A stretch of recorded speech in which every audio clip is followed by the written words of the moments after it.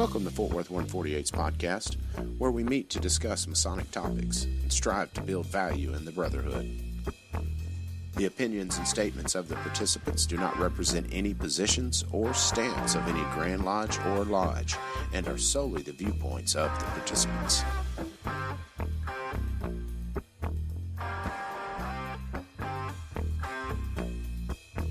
Welcome back to the podcast, brothers. This is Rhit Moore, past master of Fort Worth 148.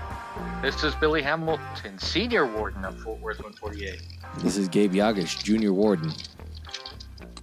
This is Evve Kuykendall, master of ceremonies. We made it. We're live. Technical difficulties. Yeah, for our listeners. It was a rough and rugged road. Yes, rough it was. and rugged road indeed. For our listeners, we maybe just spent about 45 minutes trying to get our conference call to go.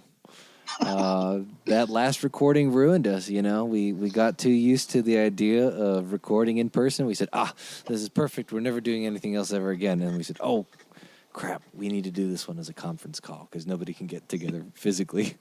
And then the universe heard all that and said, technology fail. Yes, that's what exactly. happened. That's exactly what happened. Technological competence begun. So, yes, it's good to be back, though. yeah. Let's start with our discussion question. What you got, Rhit? Okay, so this is something I posted on Facebook the other day, but I got from the Historical Light. They had a great conversation about it. The phrase, you get out of Masonry what you put into it. And it's something that's commonly said to new brothers. I wanted to hear your take on it. For our listeners that don't have the hearing of canines, what you just heard from me was a screech that is above the range of human hearing. And you heard me roll my eyes so hard I saw my brain. That's definitely why I wanted to talk to you guys. I knew both Gabe and Evve were a little disdained against it, but Billy, are you in the same camp? Yeah, I think, honestly, it's kind of a lazy phrase. And because, I mean, a new brother, he doesn't really know what he's supposed to put into it, right? You're still supposed to teach him. Mm-hmm.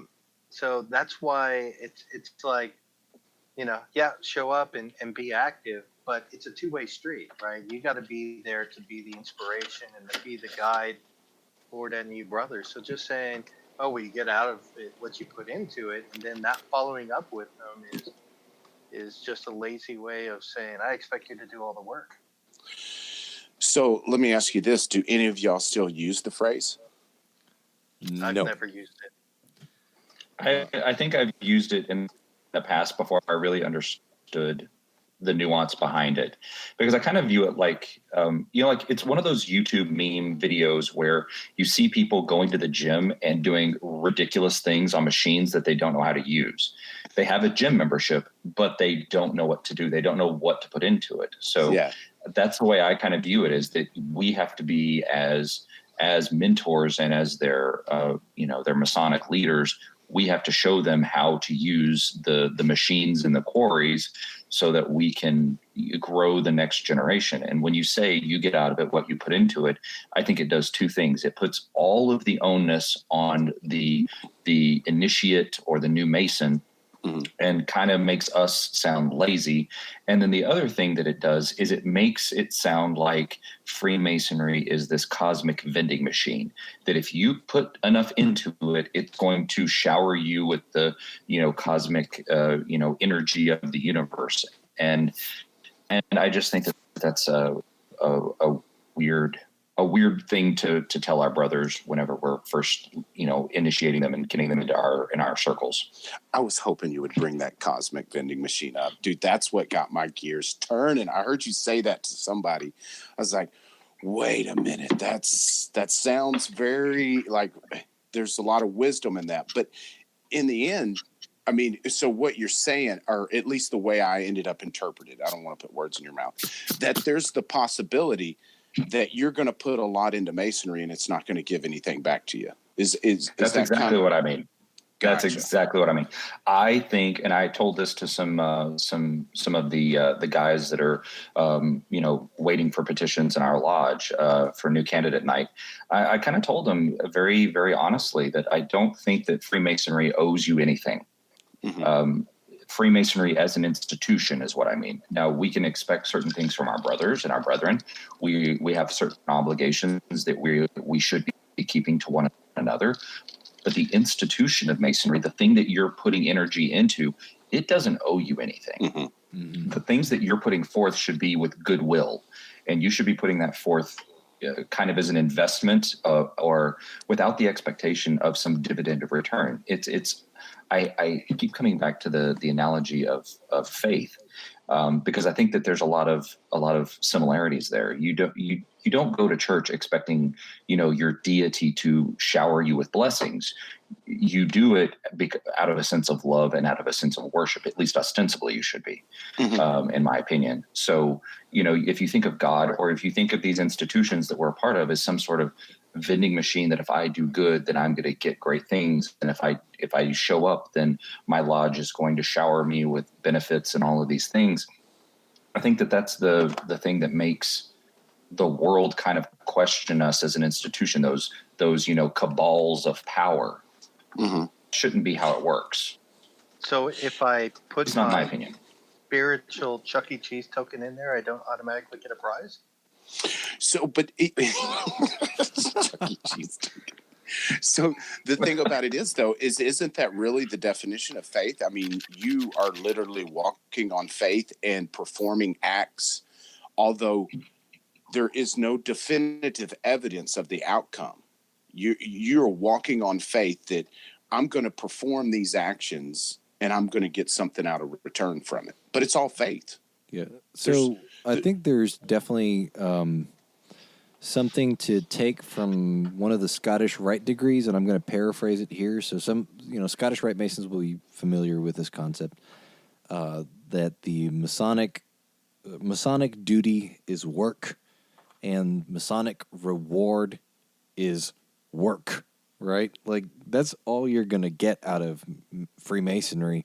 Is the only thing that the institution owes you is work, pretty much. That's, your duty is work, your reward is work. And if you successfully accomplish your tasks, there's just more work. And that's fine, but well, and also I think that there is, the institution of Masonry is set up to be a quarry through which you come out a better ashlar. That's the benefit to you. If I end up being, let's say, a Mason that never really, calls on, I never ask for prayers or concerns because I really don't need them.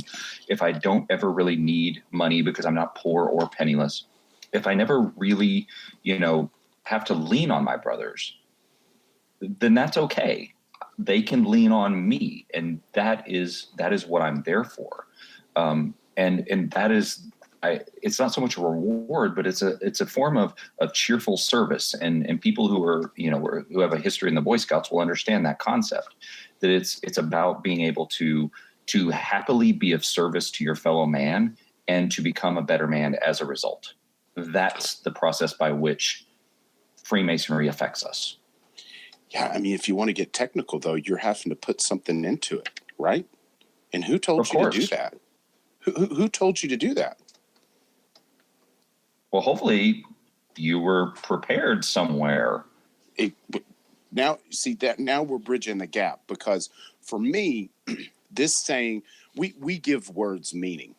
And these words, or this phrase, has taken on a meaning that it shouldn't. Because for so long, we witness guys that say, they walk up to that candidate, they're there once a month, and they say, listen, you're going to get out of Masonry what you put into it. And then that candidate won't see that guy again for 4 or 5 months, if anything. If that's the way the phrase is being dropped, yeah, you need to get rid of it. Delete that from your lexicon.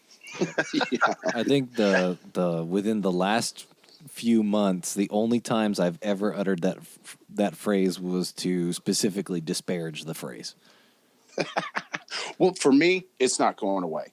I love it because I think of Masonry as a personal journey, and I'm going to be there to help him show what Masonry has to offer. But in the end, I'm not going to show him what to put into it.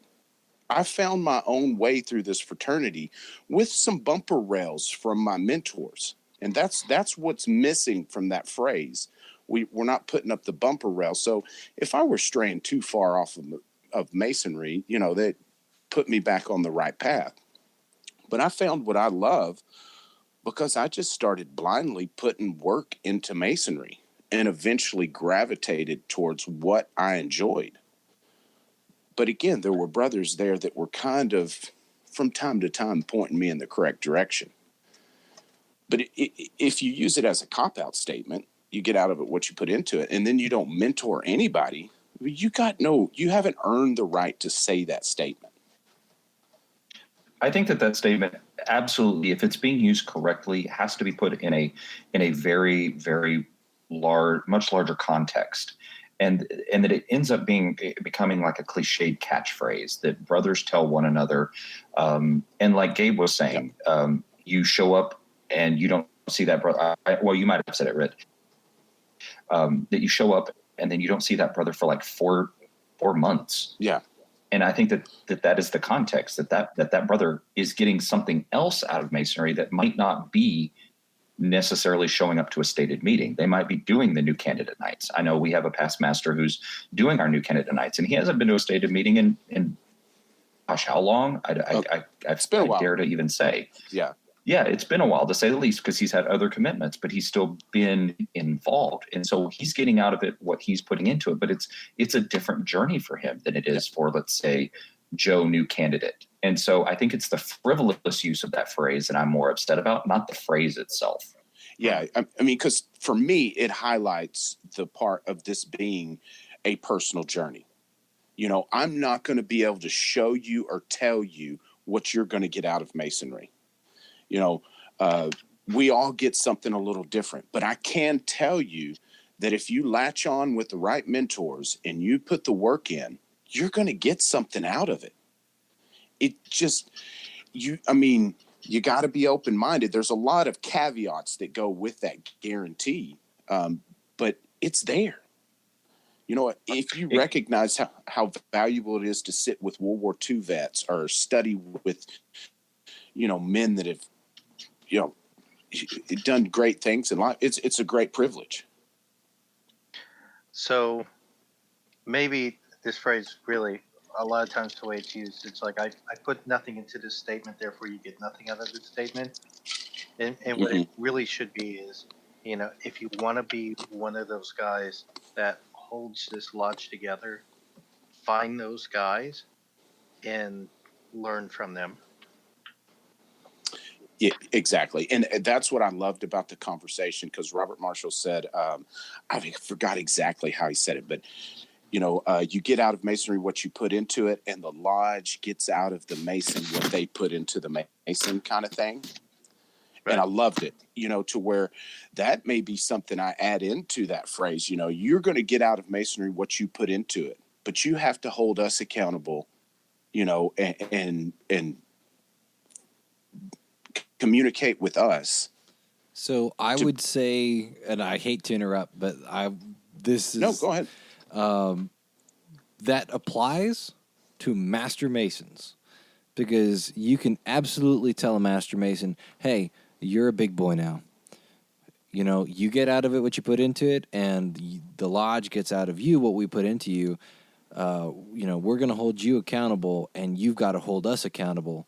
You can't tell an entered apprentice or a fellow craft, you got to hold us accountable, right? Because they are Masonically, growing and stuff. And Master Masons will still grow, but they are, I don't want to infantilize them, but they are like our children, essentially. They are still feeling all the ropes out, and they don't necessarily know all the rules or who to talk to in the lodge, or have the same level of bond as other Master Masons will have with each other.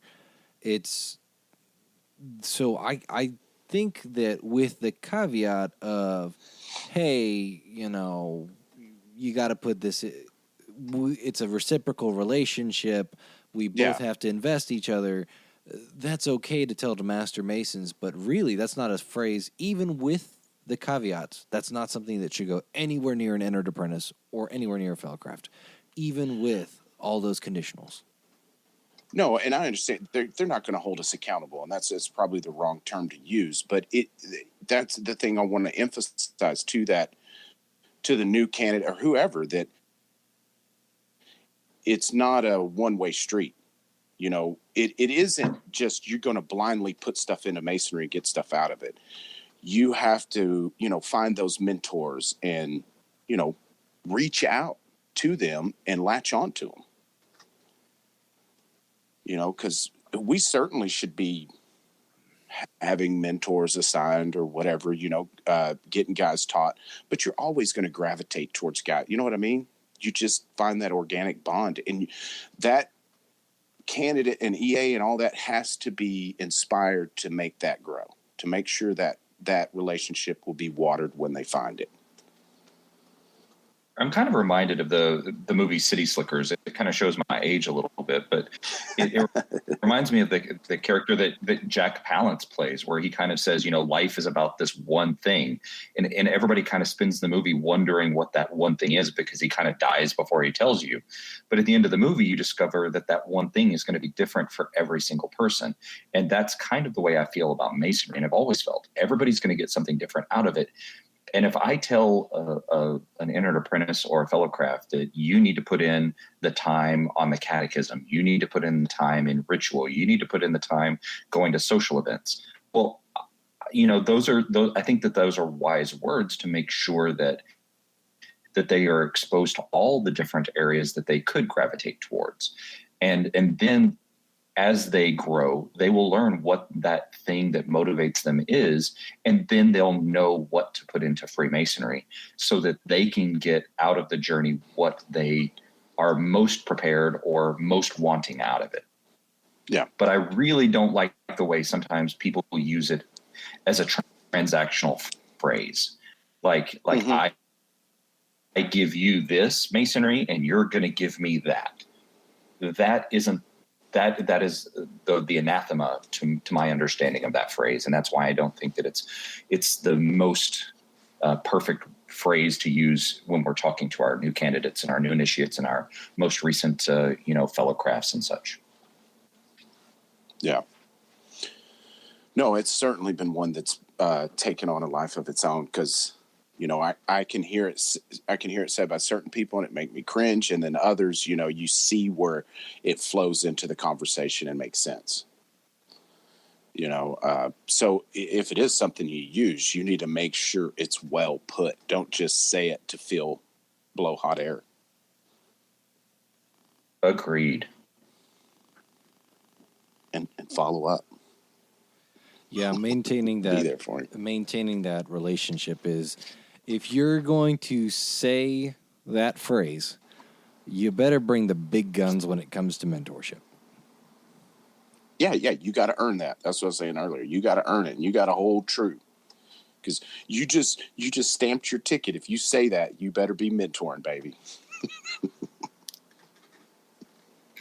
And you better be the one that's putting a lot into Masonry so that those younger people can see you leading by example. Yep. If you're the guy who only shows up to one stated meeting one stated meeting a year, and let's hope you're not having more than one stated meeting a month. That's a lot of minutes to read.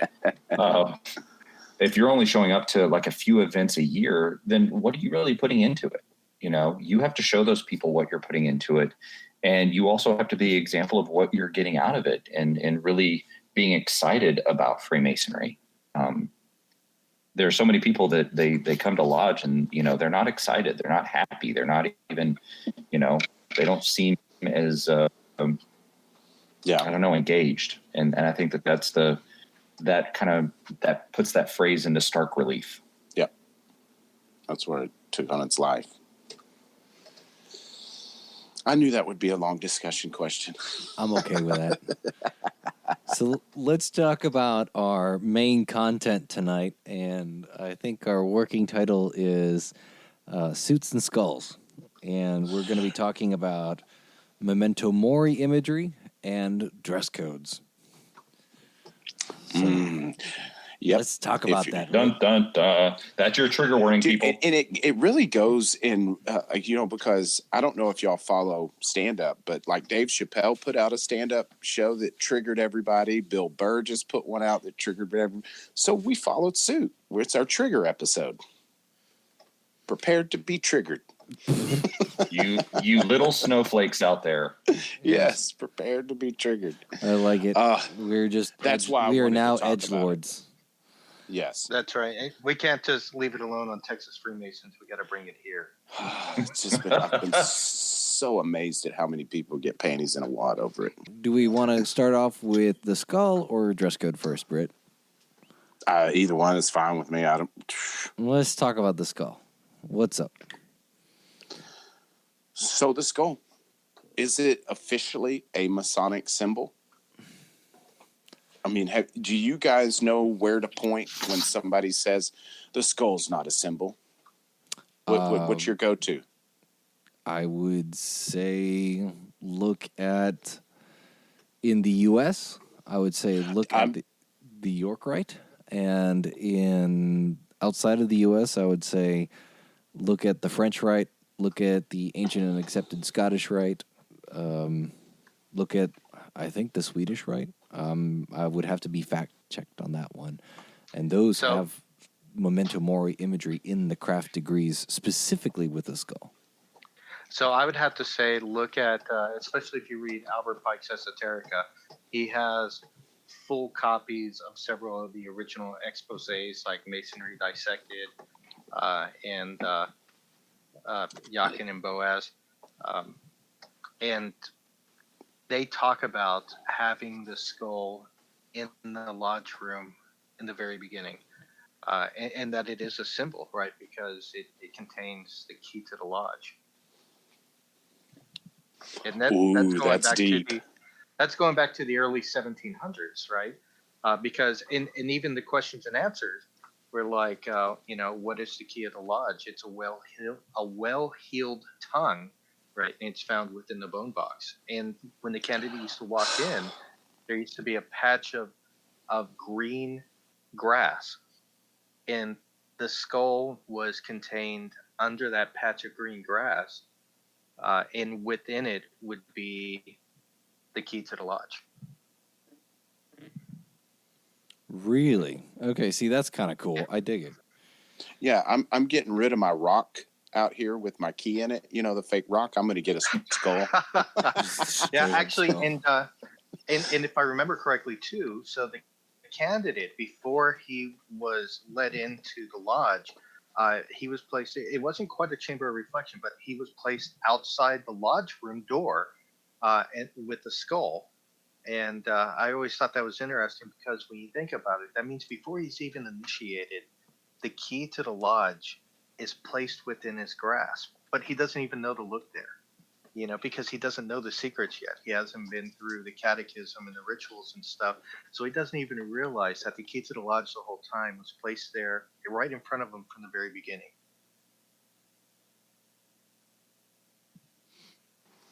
That's crazy. Yeah, that moment of silence is definitely mind-blowing right there.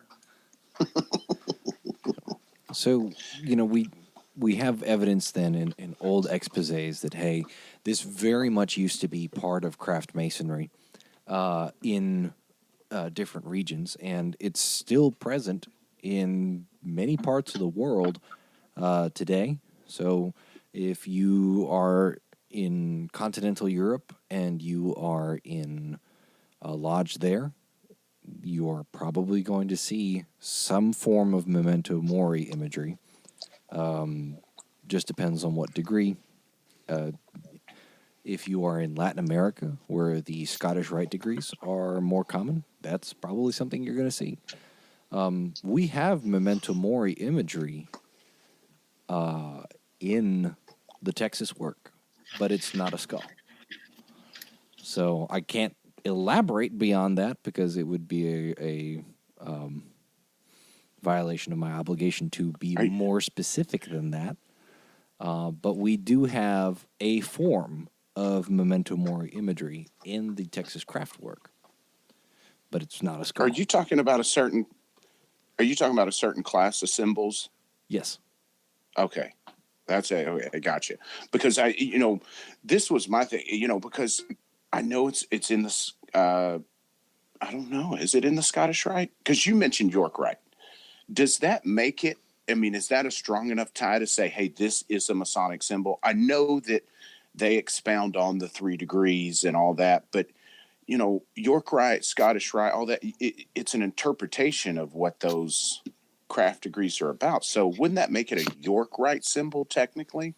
So I am of the opinion, right, and not everybody holds to this opinion, but when Thomas Smith Webb was rewriting the lectures and rewriting the work that was adopted for use in the United States, because Preston wrote all these lectures, and Webb adopted them in the United States and modified them to create new ritual work.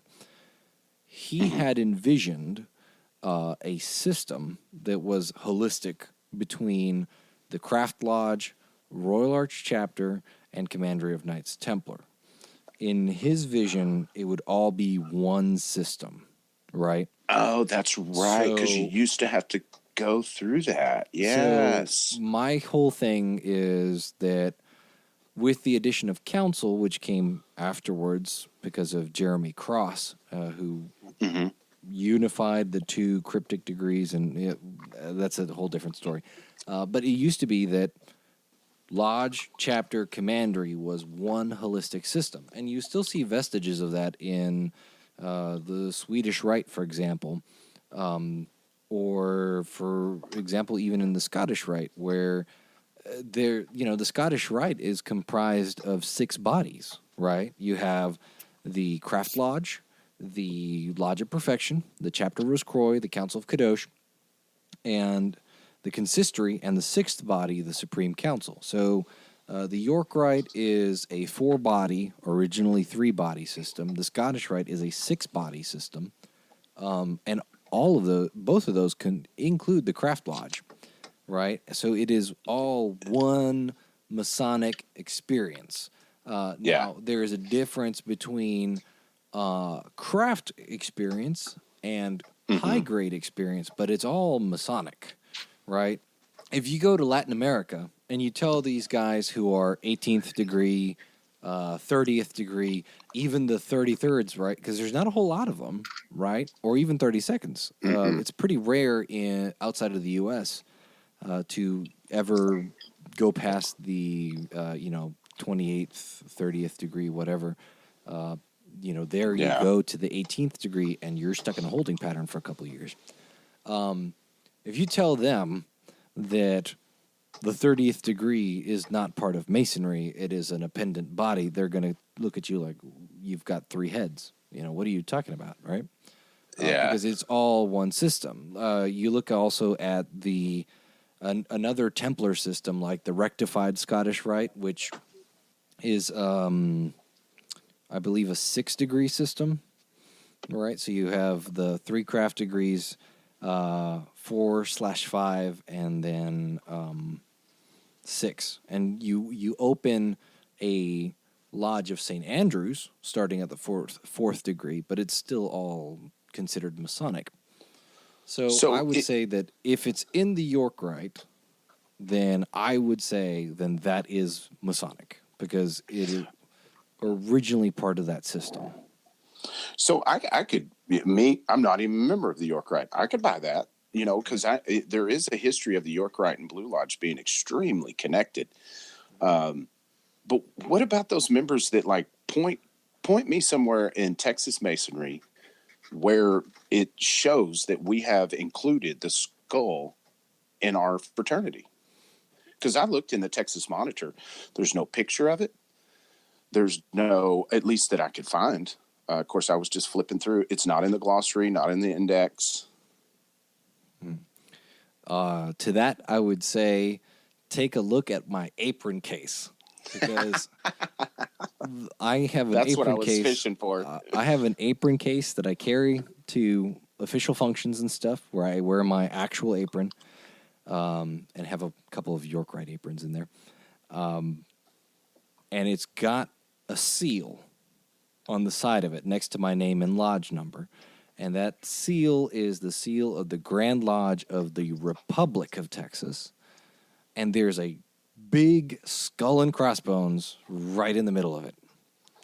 Yeah. I mean, it's right there at Grand Lodge. You walk in the front doors and it's like first thing you see is a skull and crossbones. Yeah. Oh, but no, there's shout out to Carl Hearn, hashtag no skulls in masonry. Yeah, no, I mean, they're everywhere, including in Texas. Yeah.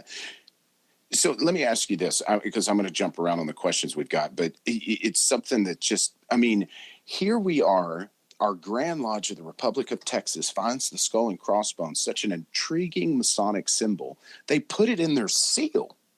That's a big deal. That's not something that somebody's like, just throw this in there. They thought about that. You know, these guys thought about that. What happened? Where did it go? If I could throw in some conjecture here, originally, right, before there was a whole argument about F and AM, AF and AM, we were AYM. We were Ancient York Masons. And so it makes you wonder if there was a heavy prevalence of York Rite Masonry that maybe went into the original guys who set up the Grand Lodge of Texas. I mean, we know Sam Houston was a Knight Templar, and quite a few others. Maybe there was a lot of the York Rite imagery in the regular Blue Lodge. What was the apron of the Templars back in Sam Houston's day?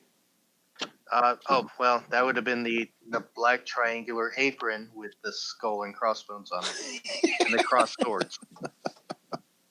That's so awesome. There's no doubt that's what influenced it. That would make a good paper.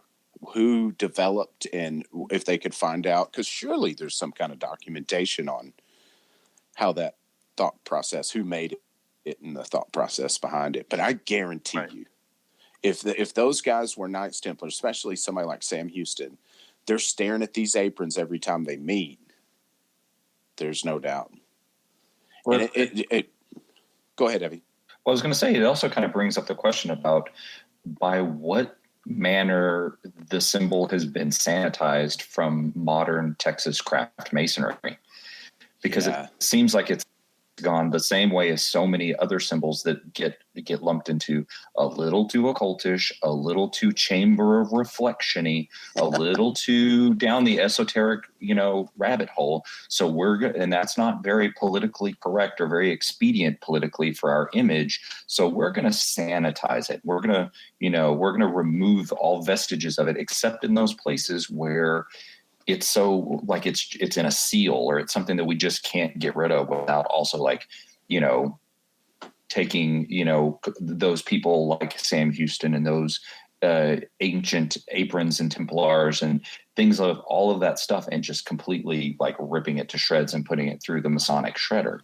No, it feels like something like that happened. You for me, that is a major trigger point for me, is how we whitewash our symbols for the public because they ridicule them through ignorance. And we're specifically told how to deal with that in the EA charge. And here we are, it's like, oh, wait a minute, that one's going to be perceived bad by the public. We need to tuck that away. And it's like, that's not how it works, man. And it seems like there has been a intentional removal of a lot of the more esoteric symbols within our esoteric orders. And us at the temple, we experienced it. So, where they painted and wallpapered over the gorgeous stuff. And maybe it looked horrible. I don't know. But it just devastates me to think about what was painted over, It was a little too Egyptian-y. Yeah, but that's lost a lot of beautiful art that way. Yeah, there's no doubt. And I found something, that Robert Johnson had posted on Midnight Freemasons that, they found imagery in ritualistic form in 79 CE. Where was it at? Pompeii? It was the volcano place. They got that would be Pompeii. yeah. Okay. I like your Yeah. technical description of the volcano place. Yeah. But so it's been around forever, and I mean, I know it's different for everybody. Not many things motivate me better than remembering that I'm not going to be here forever. It's a very short, finite amount of time, and Well, you can't hardly. Isn't that where the phrase came from in the beginning? I mean, in antiquity, at least. I mean, isn't there an old story about, Alexander the Great having conquered, many lands, and on his way back to Rome, he has a slave, trotting behind him, constantly repeating "Memento Mori, Alexander, Memento Mori," to make sure that he doesn't get a big head and his ego doesn't overtake him as Caesar. It ends up, kind of as being a way for him to remind himself that he too, the most powerful man in the Roman Empire, is going to die. I think I remember reading or hearing that story at some point. That's interesting. Yeah, I think it was either Alexander or like victorious Roman generals. It was victorious Roman generals, because there was even a name for the slave who would stand behind him. He was called the Auriga. And he was a slave with gladiator status who. Ooh. Yeah. Take a look at a skull, especially a real one, and tell me you don't start thinking some pretty serious thoughts. I mean, that if there is a symbol that inspires internalism, there's not a better one out there.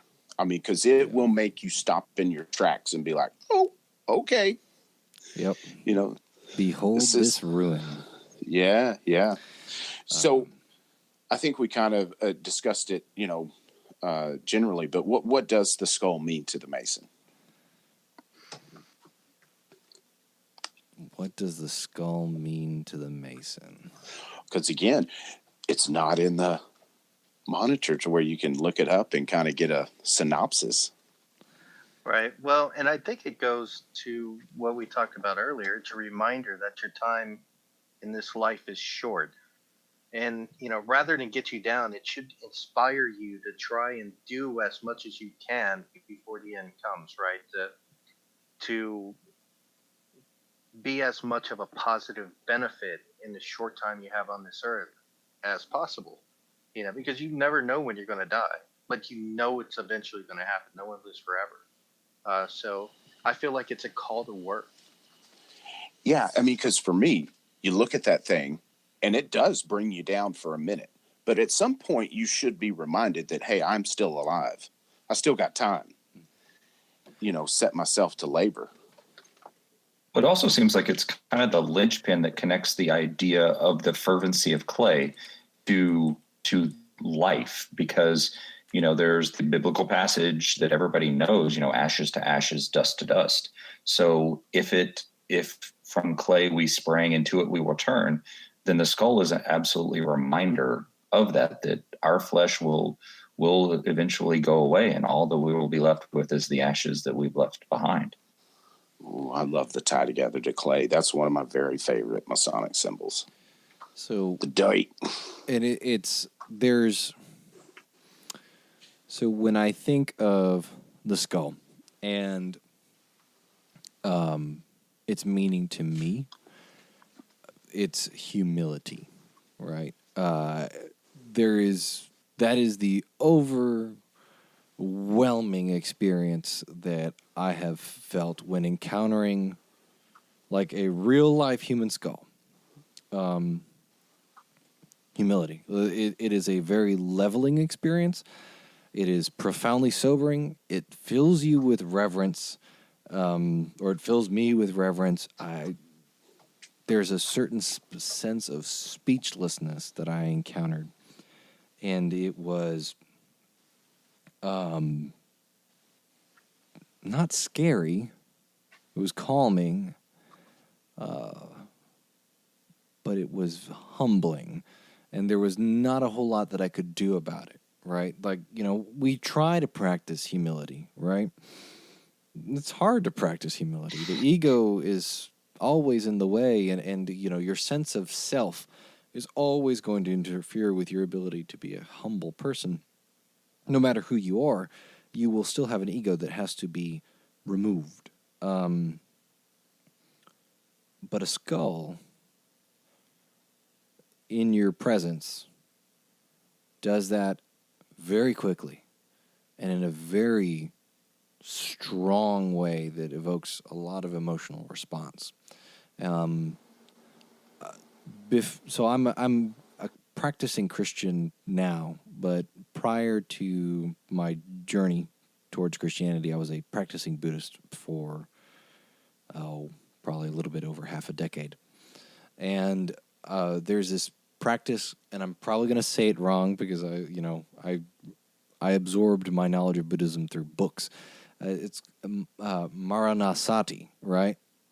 And Maranasati is a corpse meditation, right? It's mindfulness of death, and it's kind of supposed to inculcate humility, working towards ego death, and a sense of spiritual urgency. And it reminds you, hey, death is inevitable. Your lifespan is running down all the time. Death will come. Your life expectancy is uncertain at best. You can die of anything. We're very fragile. Nothing material can help us when we die. All the wealth we've acquired will not help us stop dying. Our loved ones can't keep us away from dying, and our loved ones can't go with us when they die, and our own body betrays us when we die, right? There's a lot of, and those are just a few of the thoughts that are attached to corpse meditation, where you visualize in, I think it's like 7 to 12 steps, something like that. There's a series of steps where you visualize and meditate upon a decomposing corpse, and you go from the skin being discolored to it being eaten by bugs and jackals and stuff, to a skeleton with some meat on it, to a skeleton with no meat on it and some tendons, to just the bones, to the bones becoming dust. And there's progressive stages of it, right? And it is a leveling experience. We talk about that undiscovered country. Well, I would imagine that just like when you go to a funeral and you encounter a body, it's a pretty vivid reminder. But a single human skull that was once a person and it's totally detached from the physical appearance of a person. I mean, that's some powerful stuff right there. It is. It's a bit unnerving. Yeah. So why do you think it became so controversial? It's scary. People that don't understand how to appreciate symbolism are scared of skulls. Well, what changed though? Because it wasn't any less scary in Sam Houston's day, and it was much, certainly more prevalent. I mean, it was on their seal, for God's sakes. What I think changed? it also applies to some of the ways. Well, it applies to some of the things that we see in pop culture. I mean, think of the ways that we now relate the skull within our modern culture. We have in distant history, we have like Hamlet, holding the skull to be or not to be as he's going crazy. So it's a symbol of insanity. We see it in symbols of like poison. The skull and crossbones. That's on every poisonous container. And so anytime you see it, and then you see it in every kind of occult, if a movie wants to convey an image of an occult tie, witches, demons, things of that nature, throw a skull into the scene, and every director, it's like, yep, that does it. So, I mean, it's more pop culture baggage than I think it's actual like real baggage. And I think that's what gives it that esoteric baggage that so many in leadership in Masonry are scared of, is that it's connected in so many ways pop culturally to unflattering things that we shouldn't desire to be associated with it, no matter what its history is. So I think that that's erroneous and that we shouldn't be doing that, but I think that that's what's happening. So in a sense, we have Indiana Jones and the Temple of Doom to blame then. Exactly. Well, and I would Onom really, shibab, onom shibab, onom shibab.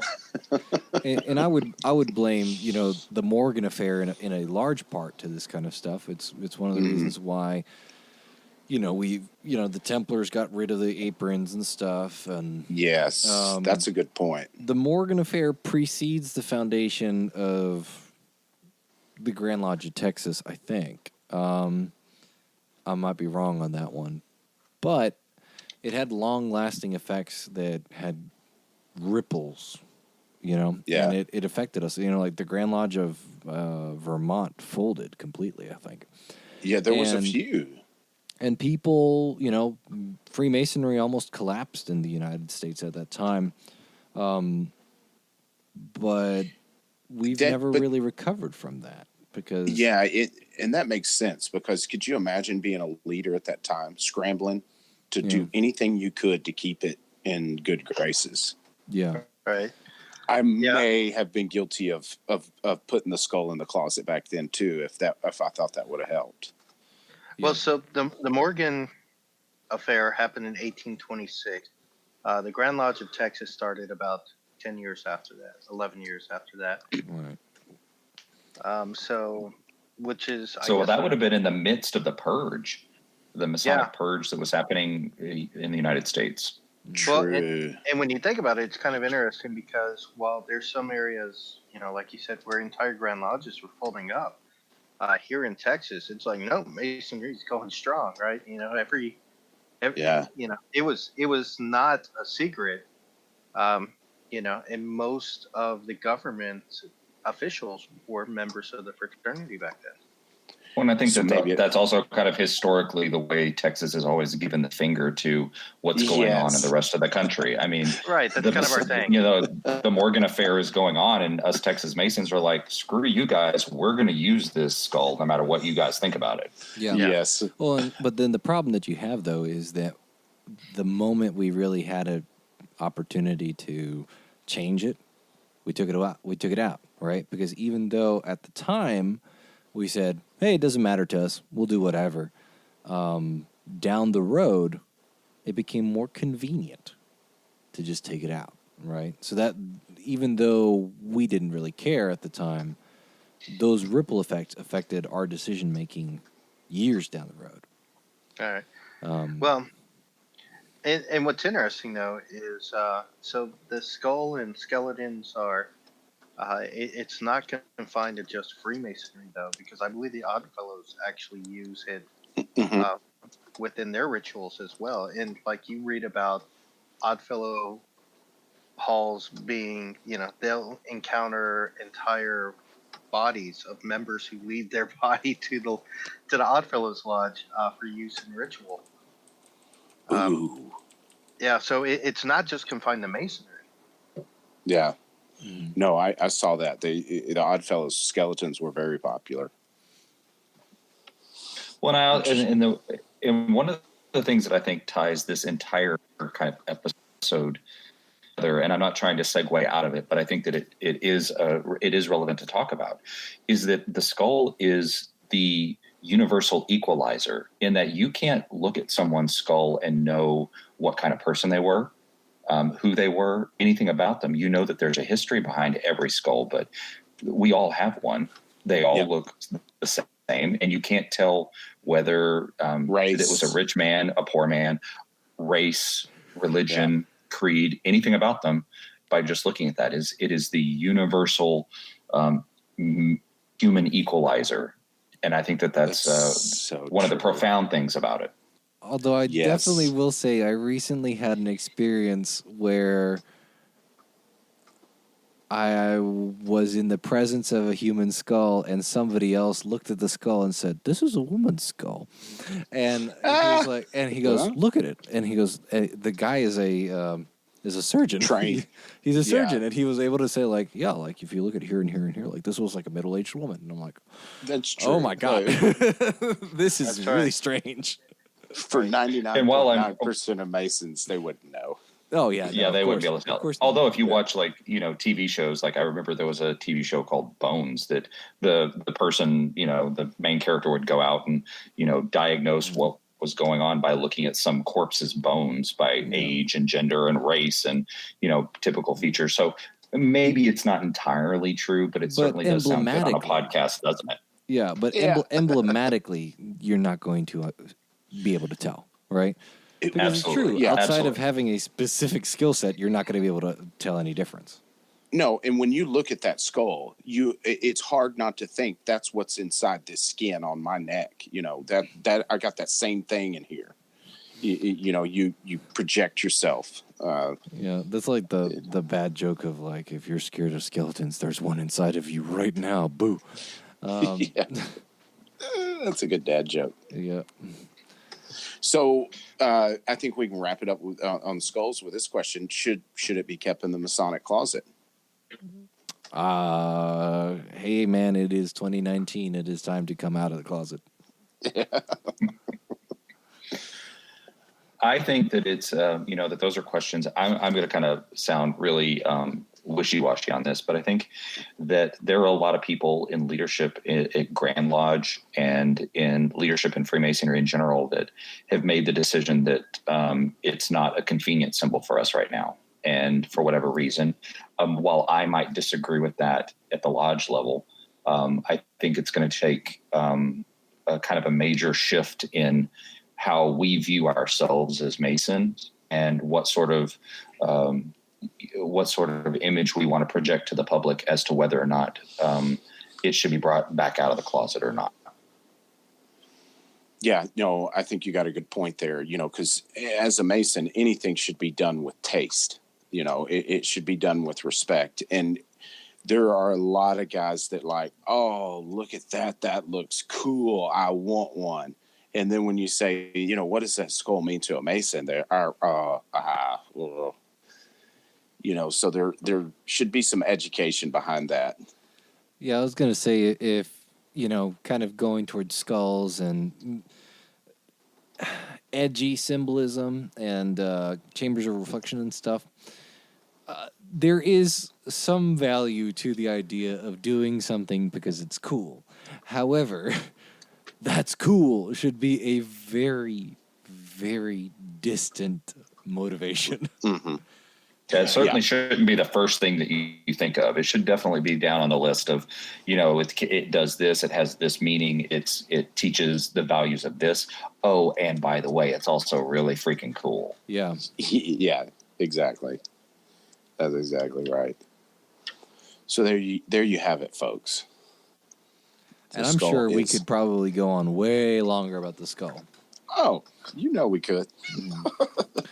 But we got to get folks triggered with dress code. So you guys for them or against them? Well, I think when you put it like that, it makes it sound very very triggering. I think that I saw Billy's comments in the Texas Freemason that I think that dress codes are good things. However, I question the persons who's doing it in the situation that we're talking about.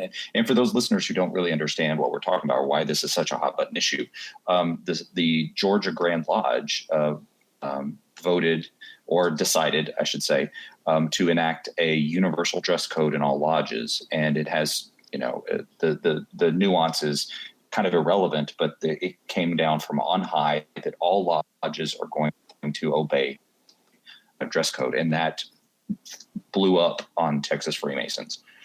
So I think I question the who does it part. I think that if a lodge decides to have a dress code, I think that that's great.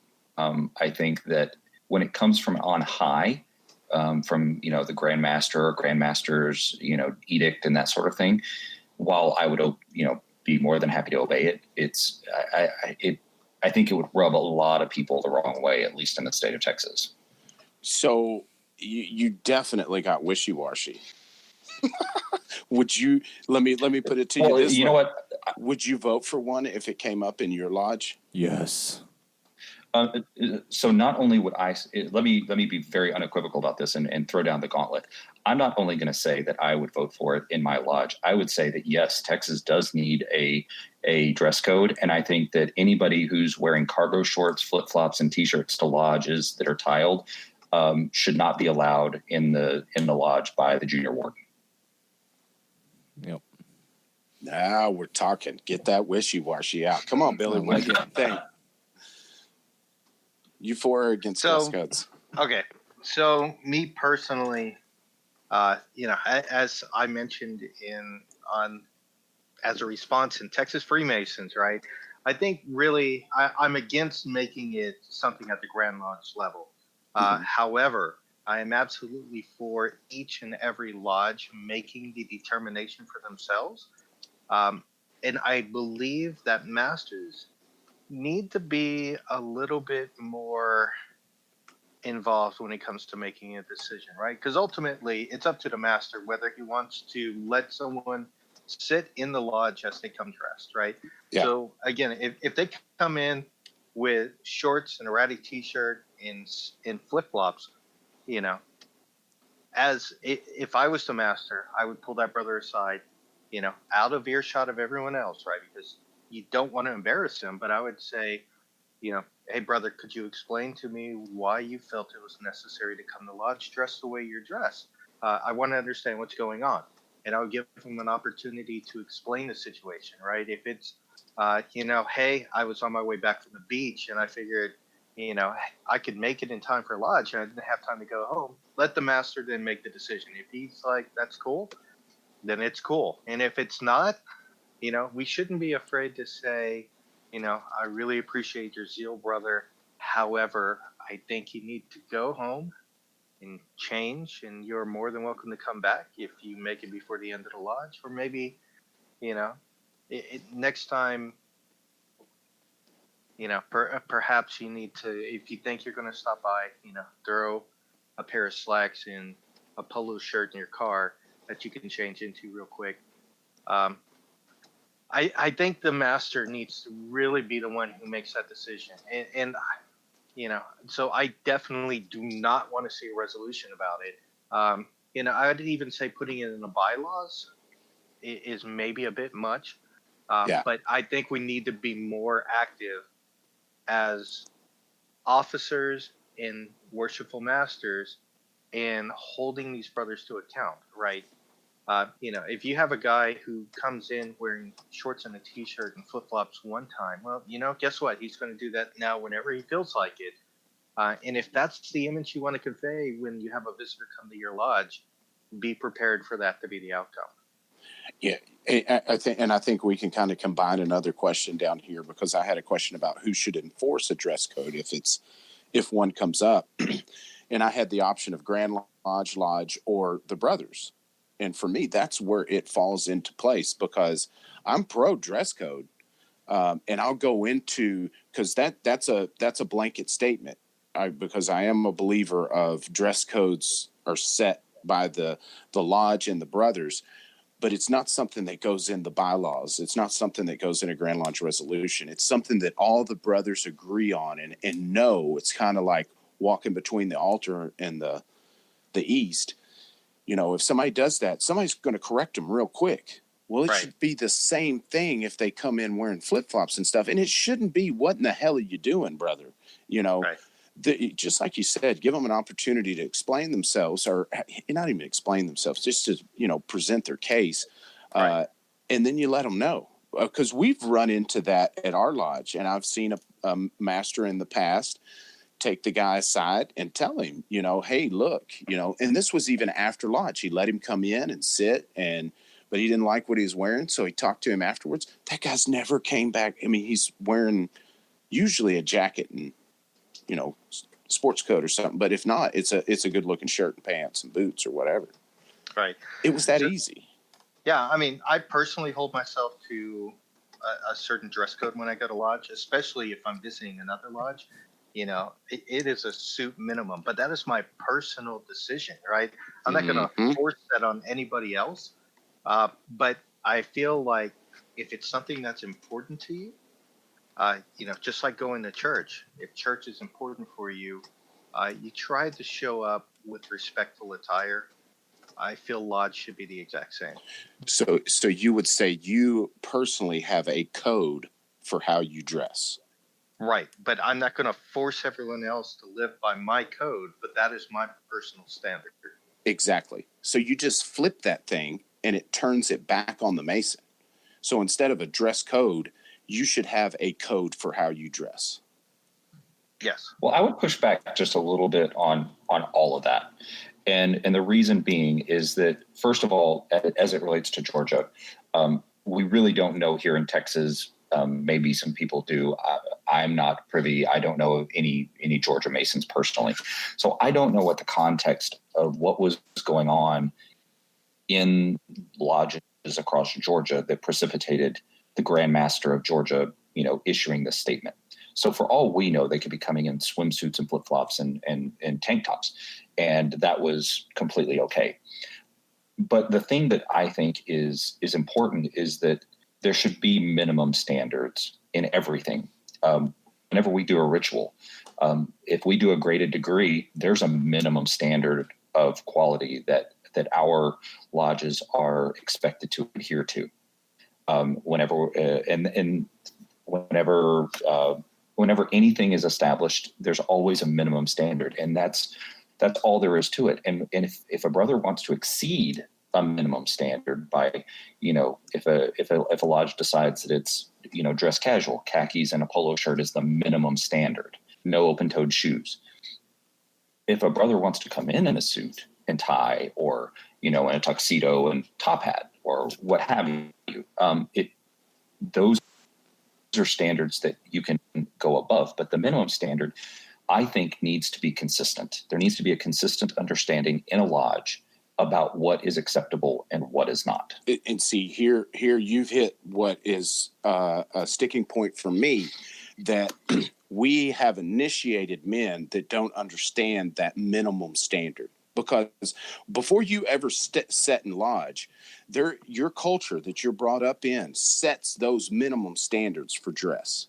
We have them. I mean, they're specific to every area, Texas, whatever it may be, even down to the city. You know what the minimum standard of dress is. And if we're initiating guys that think it's okay to wear flip-flops and stuff to a tiled meeting is something that is special to someone, we've done a disservice somewhere along the way. I would agree completely. Well, and that's because they're being initiated by guys that think that flip-flops are okay to wear at a tiled meeting. Yeah, and we keep using that extreme of flip-flops because... Well, but the fact is, though, that not too long ago, there was a picture that was shared. It was taken at an installation of a lodge in Texas, where the worshipful master-elect showed up to his own installation in a T-shirt, short shorts, and flip-flops. So this is a real thing. It happens. And that's the extreme I'm talking about. It is the extreme, and you don't see it, but I've been to lodge plenty of times and seen cargo shorts, and I've seen flip-flops, I've seen T-shirts. I've been to plenty of functions where a T-shirt and jeans was kind of almost the standard dress. All right. I've been to a degree where two of the officers were wearing shorts and a T-shirt. Yeah, and see, that's the kind of stuff to where we've done the disservice, because I think most all self-respecting Masons would agree that what's going on in our lodge deserves more than shorts and flip-flops. See, now what you've gone and said is that the people that disagree are not self-respecting. But no, so my whole stance on this thing is, I'm not saying we should be like the rest of the world. However, there are real standards to Freemasonry that exist elsewhere in the world, where they have higher standards for the candidates in general, higher standards for the lodge experience in general, and higher standards for Masonic education and mentorship in general, where there is a dress code minimum. It is a dark suit. Pretty much everywhere else in the world, your minimum dress standard is going to be some form of dark suit, usually with dark gray pants or black pants. Just kind of depends on what you're wearing. And when I talk to brethren, I have had people from non-U.S. jurisdictions ask me, "Is it true that you guys don't have to wear a suit? Is it true that you can wear a polo and slacks?" And I said, "Yeah, I've seen people wear t-shirt and shorts," and they were horrified. Yeah. I've got a family member who's a Mason down in Latin America, and he said he was stunned to find out that this was common in the U.S. Right. And I think it's not unfair to ask for the edict from Georgia, for example. I think it's totally reasonable, and it's not unfair to ask for the bare minimum standard of a collared shirt and for long pants, because it's like asking toddlers to get dressed for school. Is when I look at that edict and I look at the dress standards that have been set de facto in the United States, and I look at Masonry everywhere else in the world, I feel like we are poorly dressed high schoolers attending prom for the first time at best. Right. Well, so even here in the United States, there are some areas where the dress code is very formal. So when I was in Philadelphia, I sat in Lodge Number 2 during the stated meeting where they celebrated the 260th anniversary of the lodge. And the district deputy grand master came in to deliver a message, and he brought with him all of the worshipful masters and senior and junior wardens for the entire district. And they marched in, and every single one of the worshipful masters and a fair number of the wardens were wearing a tuxedo with tails. And every single one of them had on gloves. And when I asked afterward, it was like, yeah, it's a requirement that before you sit in the East, you have a tuxedo with tails. And that is what you preside in. When I was in Manhattan and I sat in La Union Française, I sat in their lodge during an EA degree. I was in a black suit and I still felt underdressed because they take it seriously. Yep. So I'm going to push back on that in a minute when I talk about my interpretation. But yeah. What were your guys' initial thoughts when y'all saw that edict come out from Georgia? I was thrilled. I thought it was a great move. Billy? So I agree with it in principle. I don't agree with the fact that it had to come down from Grand Lodge. I think that says that we are being a little lax in our responsibilities as elected officers in the lodge if we let it get to that point. Evve? I somewhat agree with Billy in that I think that it was sad that it became necessary that the Grand Master of a jurisdiction in the United States has to step in and set a minimum standard. And I agree with Gabe that I was thrilled by it. I think it's such a fantastic precedent that I hope other jurisdictions that have similar dress code issues follow. Yeah. To clarify, I'm not saying that we should have a dress code solely to have a dress code. And I'm not thrilled that they were in such a situation in the first place. What I am thrilled about is that a real need was noticed to fix an issue which has been ongoing and then fix it, and even if it had to come down from the Grand Master, and I know you don't like top-down leadership. Yeah, but did it fix it? I don't know. Exactly. They made an edict. But what happens now, though, is there is a real codified example of something that somebody goes, well, I don't see why I should have to do this. And then you say, because it's the law. And there's not a question about it. There is no discussion. End of story. You say, hey, listen, It's just like, we have in Texas, we have Title V, right? Masonic offenses, things you can't do. Why can't I do that? Because it's a Masonic offense. End of story, right? Why do I have to close, why do I have to close lodge in this specific way? Because it's the law. End of story, right? And there comes a certain point where it becomes more expedient and more useful to just point at the bylaws of a lodge or point at the constitution of a Grand Lodge and say, listen, buddy, you don't get a choice, and neither do I. That's the law.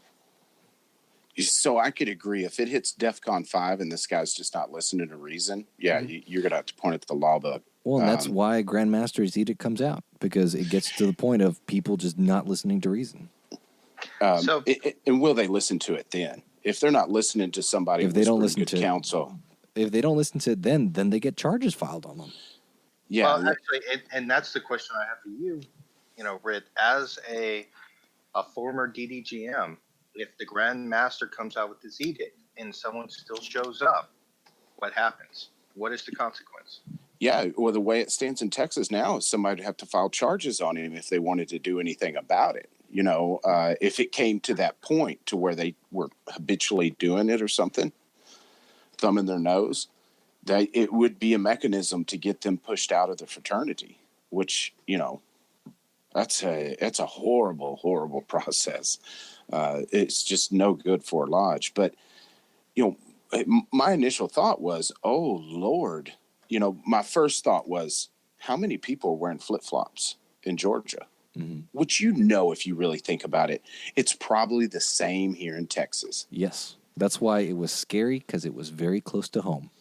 Yeah, and that's the thing, is that it just really stirs something in my soul to think that we have men in the fraternity that won't listen to the wise counsel of their brothers, and that it takes a law. To me, I feel like we're skipping nobody wants to have those hard conversations. So now I don't have to have that heart to heart with you. I can just say, look, buddy, it's against the law. Yeah. But you still have to have that conversation. And so, but that's what the nobody law is. That's what the law is, though, because one of the things that we see through when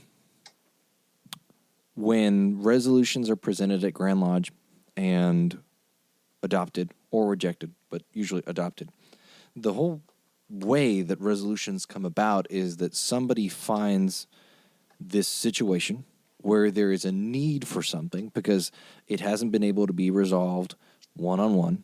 It hasn't been able to be resolved at the lodge level or at the district level. And finally it becomes to the point where you have to make a law or change to the Constitution and say, hey, this has to be an offense now, or hey, we have to govern it this way, because the process of adding laws or creating edicts is, to me, the final step in a chain of failure, right?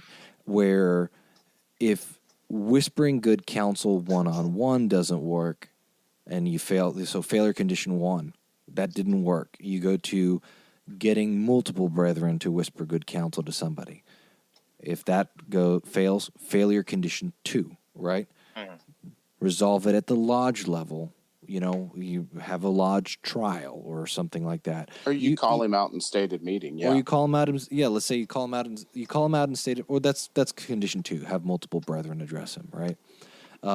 So we go from calling him out into lodge, failure condition 2, move to the lodge trial, right? Even if it's something like reprimanding him. You don't have to expel him. You don't have to suspend him. You don't even have to fine him. You can just say, hey, we are going to stand you up in lodge. We're going to find you guilty of this whatever thing, and we're going to formally reprimand you in lodge, right? Because we found you guilty of this. Or you can expel the guy, right? But let's say it's an ongoing problem. There's multiple people engaged in this. Failure condition 3, it didn't work at the lodge level. You start getting district deputies involved. You start getting grand officers involved without creating laws, right? That doesn't work. Mm-hmm. Failure condition 4, right? And that's when you hit failure condition 4. That's when Grand Masters issue edicts. That's when you create proposals or resolutions to change legislation, right? It's because you have hit a successive chain of failure, and each step along. And this is the ideal process. It may be that somebody goes straight to Grand Lodge.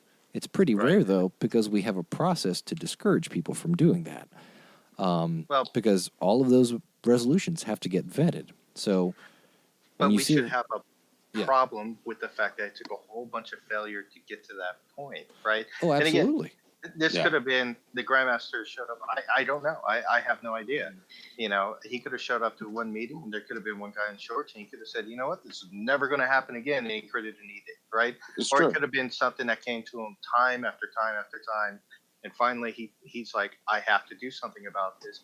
But either way, right, no matter how it got to, whether it was a one-time thing that he decided, you know what, never again, or if it is a continuous issue, it still comes down to the worshipful master did not take care of it when he should have, right? And he's still going to have to be the one who addresses that person who shows up in shorts and flip-flops, and he's still going to have to say, brother, did you not know that there is a Grand Master's edict that says you cannot do this? He's still going to have that conversation, and you're still going to have people who are going to avoid it because they don't like confrontation.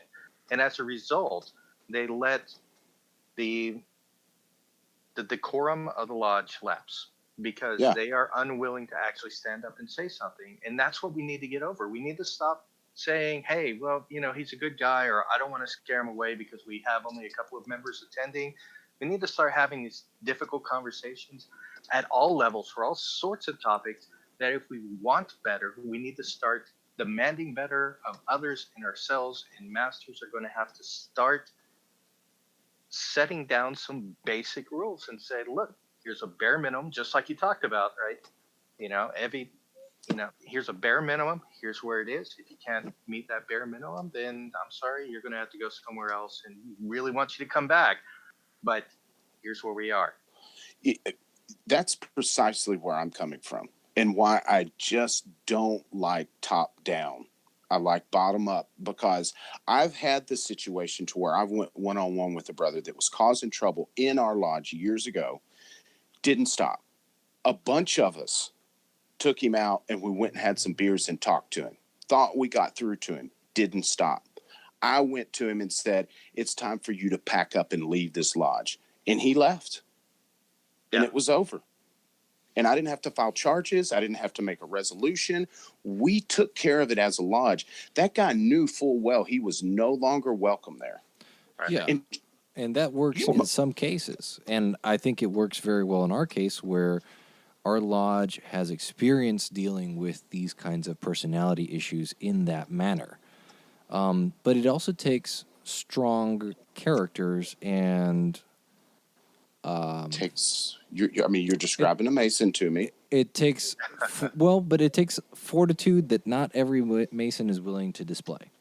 And so if you have a worshipful master that lets himself get steamrolled, and we all know at least one, he's not going to have that conversation. And ultimately, even if it's, your senior warden comes up to the brother in question and says, hey, you have to go fix this. Like, you can't be coming into lodge wearing a Speedo, right? Whatever. Yeah. Or a past master comes up to him and says that. It doesn't mean as much from the worship, if it's not from the worshipful master, because he is the voice of the lodge, right? Well, and if he doesn't address an issue, he's giving tacit approval to it. Yes, that's exactly right. He is giving tacit approval. And that's where I would like to see the men that should be having those hard conversations mentored and taught how to do it. Because, dude, I was 25 years old. I'd never dreamed of having those kind of conversations, but I knew it was important, and it had to happen. So, I'll just bite the bullet, make it happen. I get it. Some guys don't have that same, they've got their other expertise, but they could latch on to a guy that could teach them how to do it. Right. Well, I think the interesting thing that I think goes on here is that there's a ripple backwards of these things not happening. It's not like that one worshipful master didn't point this out. It's not like two worshipful masters in a row didn't point this out. This is a ripple backwards through the history of a lodge that facilitates this standard progressively getting lower and lower and lower. And so the people who are coming into the lodge and who are being initiated, generation of new members after generation of new members after generation of new members, begin to accept that the standard is this. And so when a Grand Master issues an edict like this, it really ticks a lot of people off, because the standard has been so low for so long that no one really agrees with it, and it becomes this very punitive top-down action. So I think that it's important that we recognize that we're talking about these things, and that we make sure that in our individual lodges, whatever our standard for our individual lodges might be. And I'm not suggesting that every lodge should be the same, because that takes away the character of every lodge. Mm-hmm. If everybody wears, if one lodge says everybody's supposed to wear cowboy boots, and some other lodge up the street says that's not our culture, that's not what we want to do, then they should have the freedom to do that as a standard. Yes. But when it's the whole idea that there has been a systematic failure, not just one worshipful master, not just one set of officers, not just 1 year or 2 years. It's decades of bad leadership in a lodge that leads to these sorts of problems. And that's, I think, firing people up online right now. Right. Yeah, you're hitting the nail on the head, because if you're a new guy walking into a lodge, there's cobwebs in the corner, the ritual's done poorly, the bathroom hasn't been cleaned in 50 years, you kind of feel comfortable wearing shorts up there. You're like, what? These guys really don't care much about what's going on. Shorts are okay. It's a passive approval of that. It's easy to understand. But if you walk into, a good example is Hillcrest. You walk into their lodge, it's real clean, it's been redone. You don't feel right wearing shorts in that lodge. You wouldn't. Yep. So there again, it's kind of a two-way thing, on that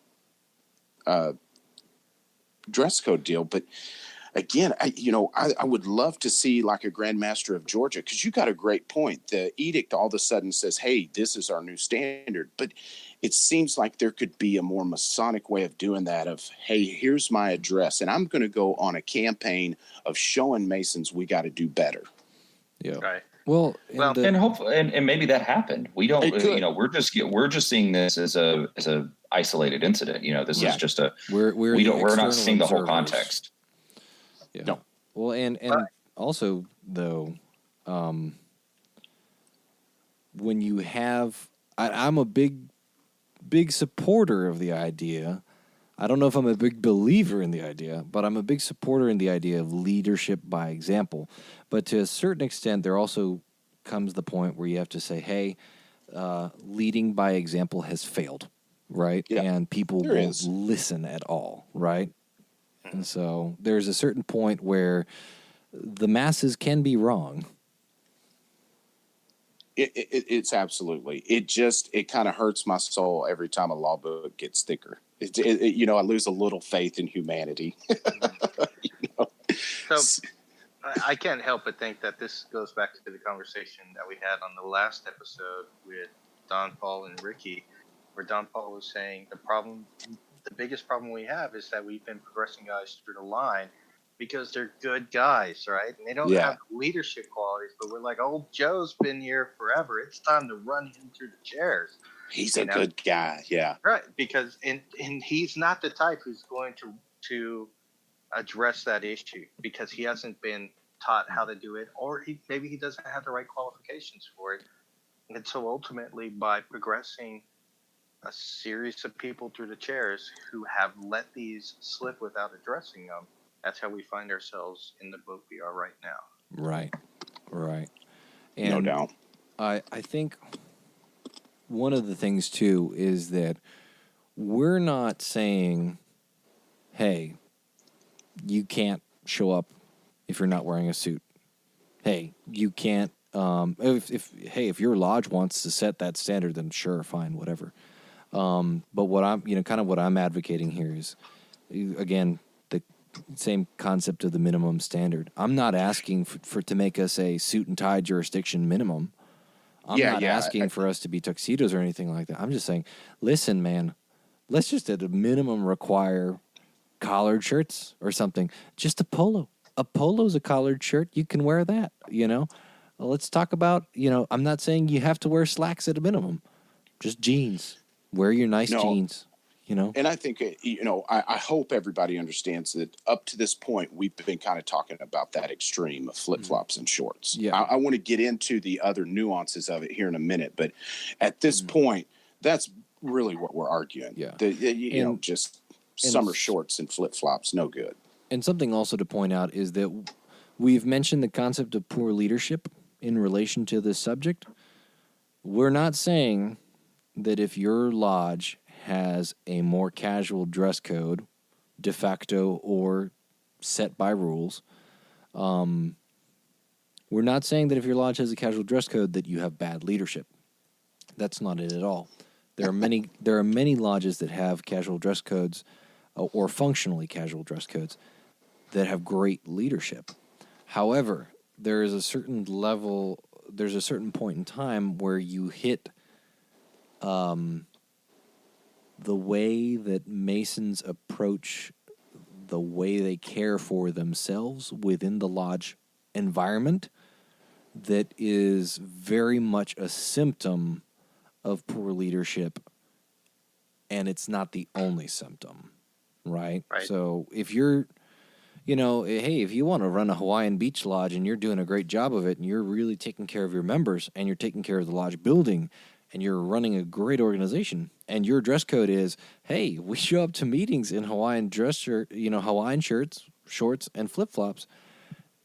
I mean, it's a novelty, I guess, but it's done with intent. And one of the things that we're pushing here is it's not that you're dressing fancy just to dress fancy. It is because you are being mindful of your environment and you are behaving with intent, right? Well, and I think I'm going to argue in a minute that's a cultural thing. Well, I think it all boils down to if there is an obvious problem in your lodge and everyone just year after year, everyone lets it happen. That's when you have the failure of leadership. Yeah. You can't point to 1 year. You know, that's the whole thing about the dirty toilets and the dusty ceiling and the yellow cigarette stain smokes from 1942. You know, right? It just shows a lack of. I would also argue that if you have a dress code problem and you have and when I say the problematic extreme, that it's not a cultural thing. It's not you're in Corpus Christi, Texas, and you guys have a beach lodge and you guys, wear beach clothing as a standard with a Hawaiian shirt or whatever that standard is that Gabe just gave. I think that's kind of cool. But I think that we're talking about here is that this is a dress code is the canary in the coal mine for a lodge, in my opinion. If that's going wrong and you're having problems, chances are there are a lot of other problems that the dress code just is the tip of the iceberg of. I love that analogy. Yes, canary in the coal mine. So, yeah, that's right. You know, because dress does have a way of showing your enthusiasm. So, Rhit, argue with me. Tell me about cultural things and why I'm wrong. Well, I want to get into that here in a minute. I've got questions that actually will lead me back to that because I wanted to touch on the social media thing real quick because we've went over how it's just gone off the rails on social media and it's just so toxic. But do you guys think that it's even useful discussing that on social media? At this point, I think we're talking about like. We talk a lot about dead horses and beating them. Yes. This is not a dead horse, but it's similar, right? But it's not a dead horse. It is something that within certain avenues of social media is now being brought up deliberately to agitate and cause disharmony. By both individuals that are for dress codes and individuals that are against dress codes. It is now a subject that at least in our experience, which, you know, hey, if you're not a member of several different Masonic forums that we're all members of, you may not have seen this, and be grateful for it. Yeah. But it is being brought up on multiple avenues that I'm a member of as something that is just there to cause arguments and agitation and strife. Well, And it's and annoying as hell. I see it kind of as a reflection of the wider trend that's happening in social media. In that, you know, like when you see political posts, it's no longer about dialogue; it's about intentionally causing an argument, um, and that's what this seems to be. It's people, clickbait. yeah, they post it, and it never has a solution, or it never wants to have an actual genuine dialogue about the issue.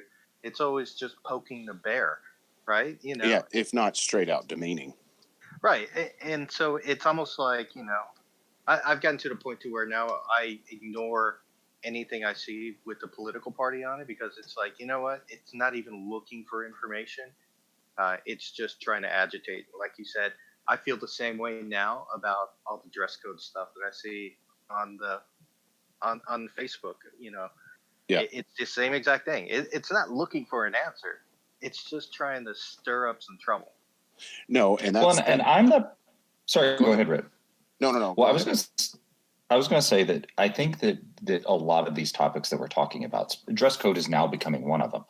It's just a proxy for us, for certain people, and we all see them, where instead of it going to finding a solution to Billy's point, it goes to, well, what about gays in Freemasonry? What about women in Freemasonry? What about the UGLE letting transgender folks in Freemasonry? It becomes a proxy for these other subjects that are just bitter and divisive.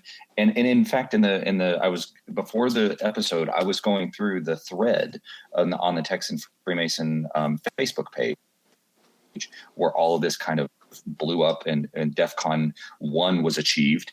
And that is exactly what happened. It became, let's talk about the dress code. Let's talk about the different nuances of this argument, and the different sides and the different positions that everybody has, whether it's Rhit's position or mine or Gabe's or Billy's. And they were started off pretty nuanced. And then it's like gays, transgender, racism, socioeconomic discrimination. I mean, it's just a proxy for all of these other subjects that people are upset about. Well, and it didn't take long for the discussion to devolve in the comments into an actual argument about whether or not Muslims should be allowed to become Masons in Texas. That was not a proxy argument. That dumb discussion ended up devolving into a religious intolerance issue. Oh, and that's my point. Is it starts off clothes and in dress code, and it ends up being, should we have Qurans on the altar? Yeah, and it's just it's exactly what Billy was talking about. It's toxic, and it's about certain people wanting to troll the group. And to be honest, while we hope that these people are Masons, we don't know for sure that every person that we're talking to on the Texas Freemasons Facebook page is actually a Mason. So, I mean, we have to keep that into consideration too. No, and don't feed the trolls. That's the whole reason I wanted to bring it up, is because by now, if you've been on social media for more than 10 minutes, you should be able to identify somebody who's triggered. They're just spitting nonsense. Don't engage that. If they put some kind of nonsense about how you can't initiate a Muslim, or even when you tell him you can, he's not going to initiate a Muslim. There's no reason to cast pearls here. Just get over it and move on, because I think we really can have good discussions about it on social media and share different ideas and how we came to things. But when you see a post that is obviously clickbait, to get people triggered, scroll on by. If it's a good post and there's trigger comments, and scroll past those and engage the guys that are really looking for something. Don't be a keyboard warrior. And I'll be the first person to admit, as an individual, like as a person, I love a good debate. Obviously, people who've heard me on the podcast know that I'm not afraid to take a strong position or have a strong opinion about things. And I'm really willing to engage people who are interested in in the topic and debating a subject and really fleshing it out, but also with an end result in mind. And that end result might be, I have my position, you have your position, and we've shared each other's position. You have good points and I have good points. Yeah. But we still respect each other in the end. That might be the end result. And I love those sorts of debates, but it always devolves. There are certain subjects on the ring orientation thing. I'll know that clickbait nightmare. Oh, that one gets me too. Cause like, what? Do you need me to tell you which leg goes in your pants too? You know, it's like, oh my goodness, what? It's See, so that's why crazy. that's why I have a Knight Templar ring with the square and compass on the side facing down. Facing Facing down. I like that. That's Also, now that you made me think about it, Billy, what I really like is seeing guys who are Knights Templar arguing against dress codes. Because you are literally a member of a militaristic body that has a mandatory dress code under most circumstances, right? Which, unfortunately, a lot of people are not quite aware of by the way they wear their jewels. So. Yes.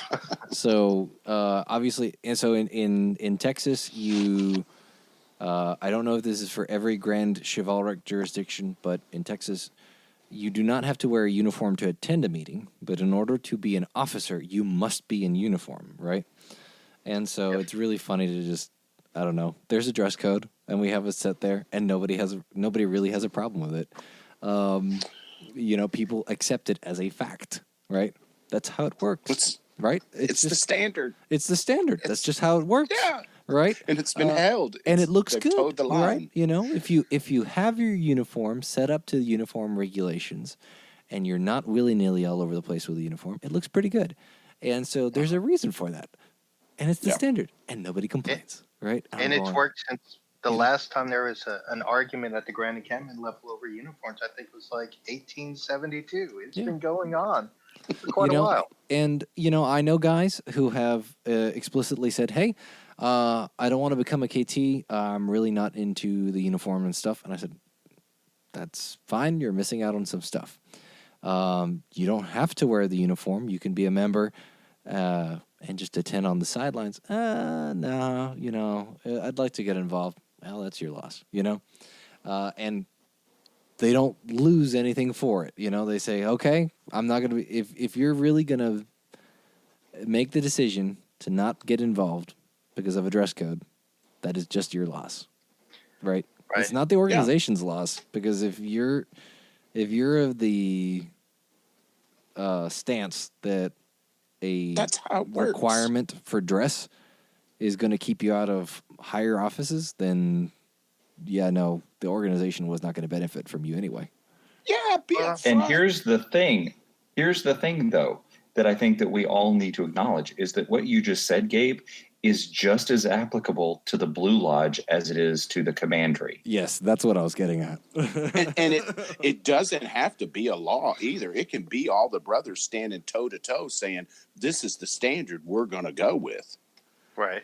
And we're going to hold the new guys coming in accountable. Now, we're not going to pop it on them. We're going to tell them up front, say, here's the standard. Yeah. If you got a problem with it, there's other places to go.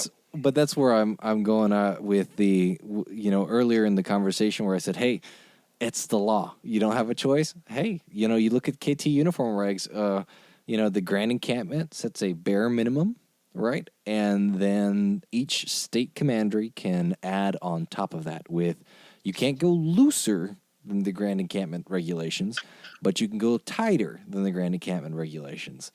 Right. And so each state builds on top of those minimum regulations at the national level. And nobody questions it really, other than how do I execute this? Not why do I have to execute this? Because it's it's a Masonic order that has a formal dress code. End of story. Well, and when you think about it, it's not even really any different than as a Shriner, I wear a fez, right? As a Scottish Rite Mason, I wear a prayer cap, or the Knight of St. Andrews. I wear the Knights of St. Andrew cap, but, still, it's almost the same thing. There's no difference in, I'm going to Blue Lodge. I must wear a minimum of, a polo shirt. Yep. Well, So- and I think that one of the things that's really interesting about getting a little bit back to the social media aspect, I don't know if you guys found some of those discussions interesting, but some of those points that some of the brothers brought up were kind of compelling to me. Did anybody else kind of sense that as well, or have that as a there's take home? Yeah, there's very few threads, especially stuff like that. That's you get a lot of people that actually put some heart into their responses. But those threads in particular, I always find a brother on there. It's like, oh man, I want to say something, but I don't want to be getting notifications for this thread. I want to tell him, that well said, kind of thing. And it's like, no, I'm not even going to thumbs up this one. Yeah. Sometimes it's just not worth it, No, blowing your phone up. But yeah, there's always somebody adding reason into that stir pot.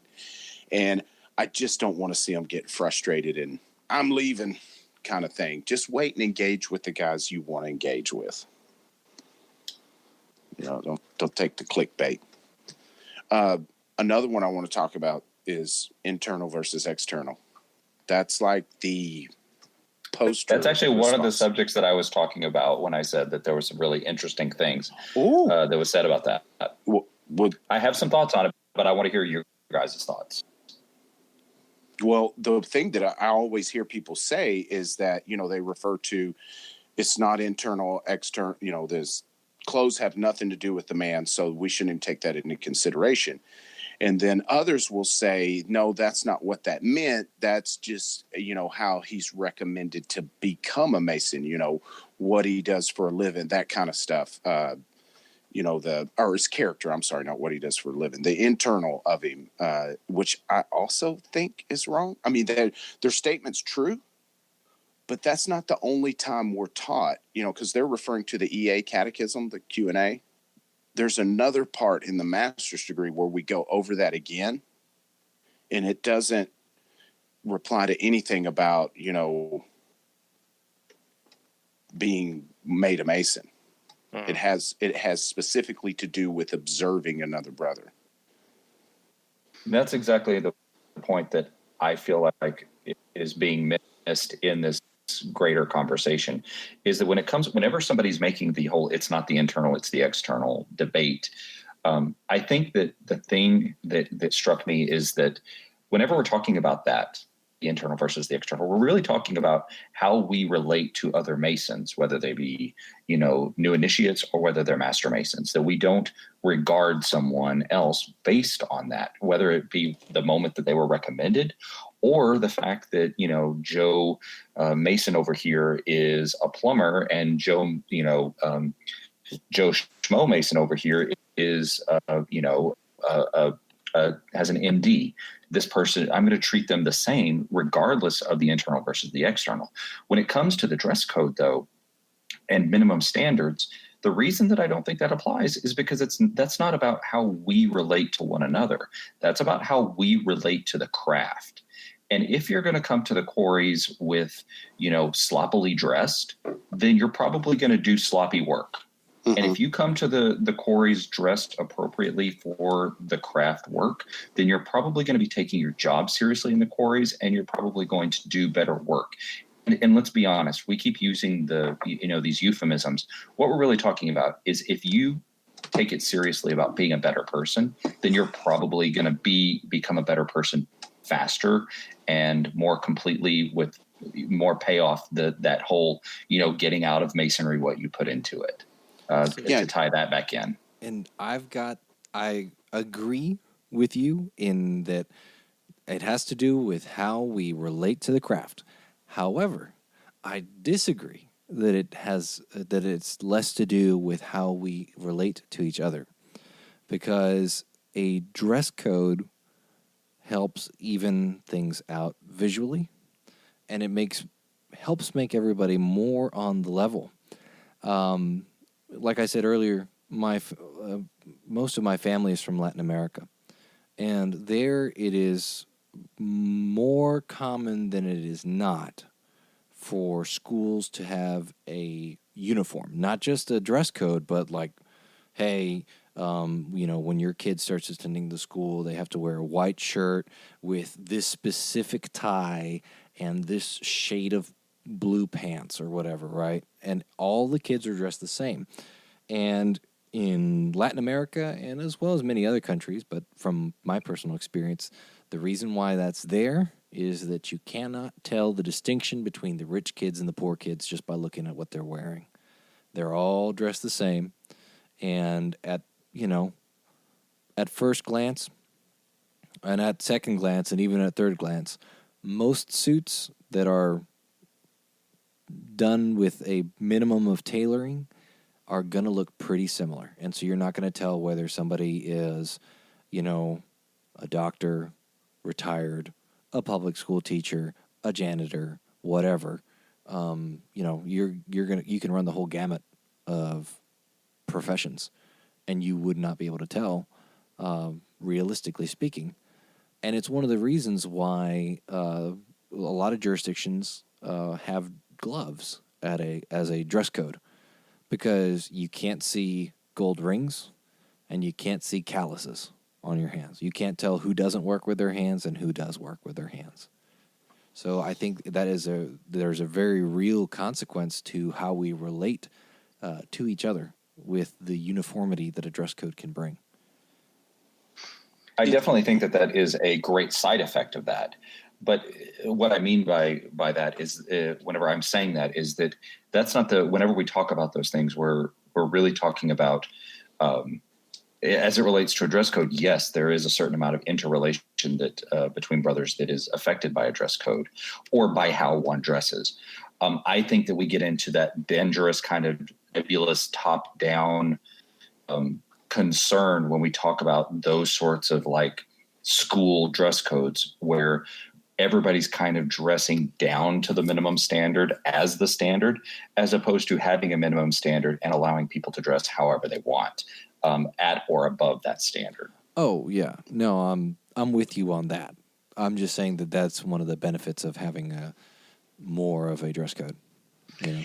Is hashtag go ahead, Billy. Yeah. So for me, right, and Rhit and I kind of went back and forth about this earlier today. When I hear someone say, well, it's the internal, not the external. Okay. What I'm really hearing them say is, I don't give a damn, and I'm going to do what I feel like, and I don't care what anybody thinks of it. I think it's kind of a lazy comeback, right? Well, so that's what I hear, especially on Texas Freemasons when I see that done. And also, it's a fundamental misunderstanding of the ritual. Well, and so that's my second point is yes, they go back to the EA Catechism, but that's in regard to the qualifications to become a Mason. Now that you are a Mason, you're expected to act a little bit better. You're expected to become a better person. You're expected to have a little bit more of an understanding, to have a little bit more empathy, sympathy for others. You're expected to exist a little bit on a higher plane than you previously did before you became a Mason. So it says, yes, we recognize the qualities in you. We're there from the beginning. That recommended you become one of us. But now that you're here, we expect you to become better, because that is really what Freemasonry is about. Yep. Is fashion at its core, especially in America, not a version of expression of yourself? I mean, how we dress, doesn't that, culturally, you name it, status, everything. There's a way you can do certain things and certain clothes you can wear that can put you in categories. And that's a fact of life. And it's, especially in America, become a way to express who you are. You get a funky hairdo or you're clean cut. All of those things say something about the person. Mm-hmm. So for me, there is a glimmer of the internal being reflected through what you're putting on. How could it not be? Because I don't care. In the end, as a Mason, we're not supposed to care the price of the suit. But if a man is wearing, and I'm going to argue with suit later here in a minute when I argue with Gabe. But if you're just dressing up to the standard, you know, there's something about that. No matter what the cost of the suit is, there's something about that says something about the man's character. Right. Well, I agree with you completely on that. However, I would add that the point of much of what we learn in Freemasonry, and in most people's faiths for that matter, it's about quelling the ego and making that internal need to show yourself and to be, you know, a unique, special little snowflake. It's about ego death. It's about learning to suppress that and to keep your passions within due bounds. And that means that if it's better for your lodge for you not to wear or to look a certain way, to maintain peace and harmony and to be a better man, then that's what needs to happen. Yeah, right. and I think I'm coming more from a standpoint than standing out, of more than fitting in, because that's a fundamental need of being a human, is social intercourse. So if you are just a diehard punk rocker and you want to hang out with other punk rockers, you assimilate, you know, and you fit in with their crowd. Typically, there's always outliers. It's the same thing, you know, not from a standpoint of, hey, look at me, you know, although that happens in America, you know, that's another category you put in. It's more from, hey, this is what the culture is here and the standard is here. I want to assimilate.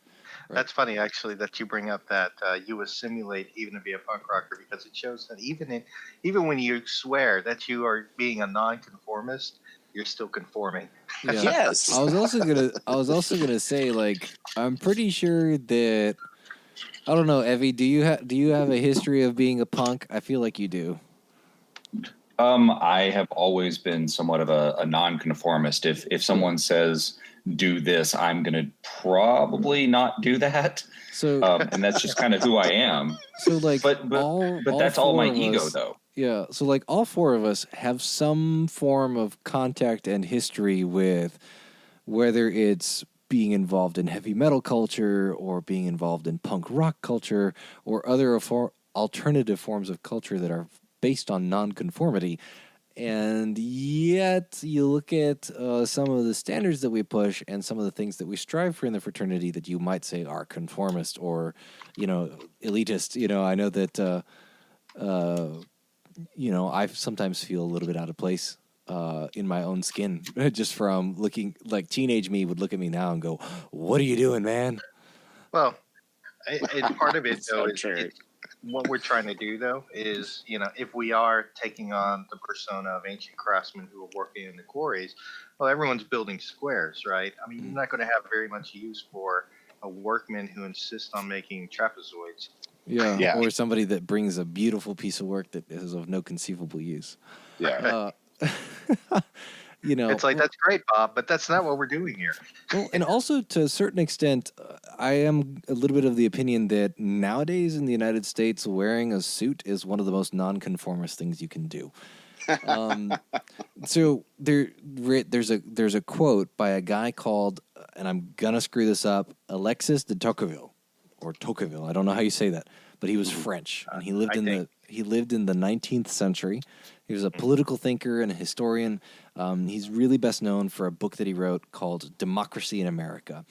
And there's a great quote from Chapter 3, Part 1, right? Or Part 1, Chapter 3. And this is the quote. There is, in fact, a manly and legitimate passion for equality that spurs all men to wish to be strong and esteemed. This passion tends to elevate the lesser to the rank of the greater. But one also finds in the human heart a depraved taste for equality, which impels the weak to want to bring the strong down to their level, and which reduces men to preferring equality in servitude to inequality in freedom. So that's my... Wicked. Yeah. But basically, well, and he was talking about during that time. He was actually commenting that entire book, Democracy in America, was his visit to America, and him commenting on what he saw democracy doing as a uniquely American phenomenon.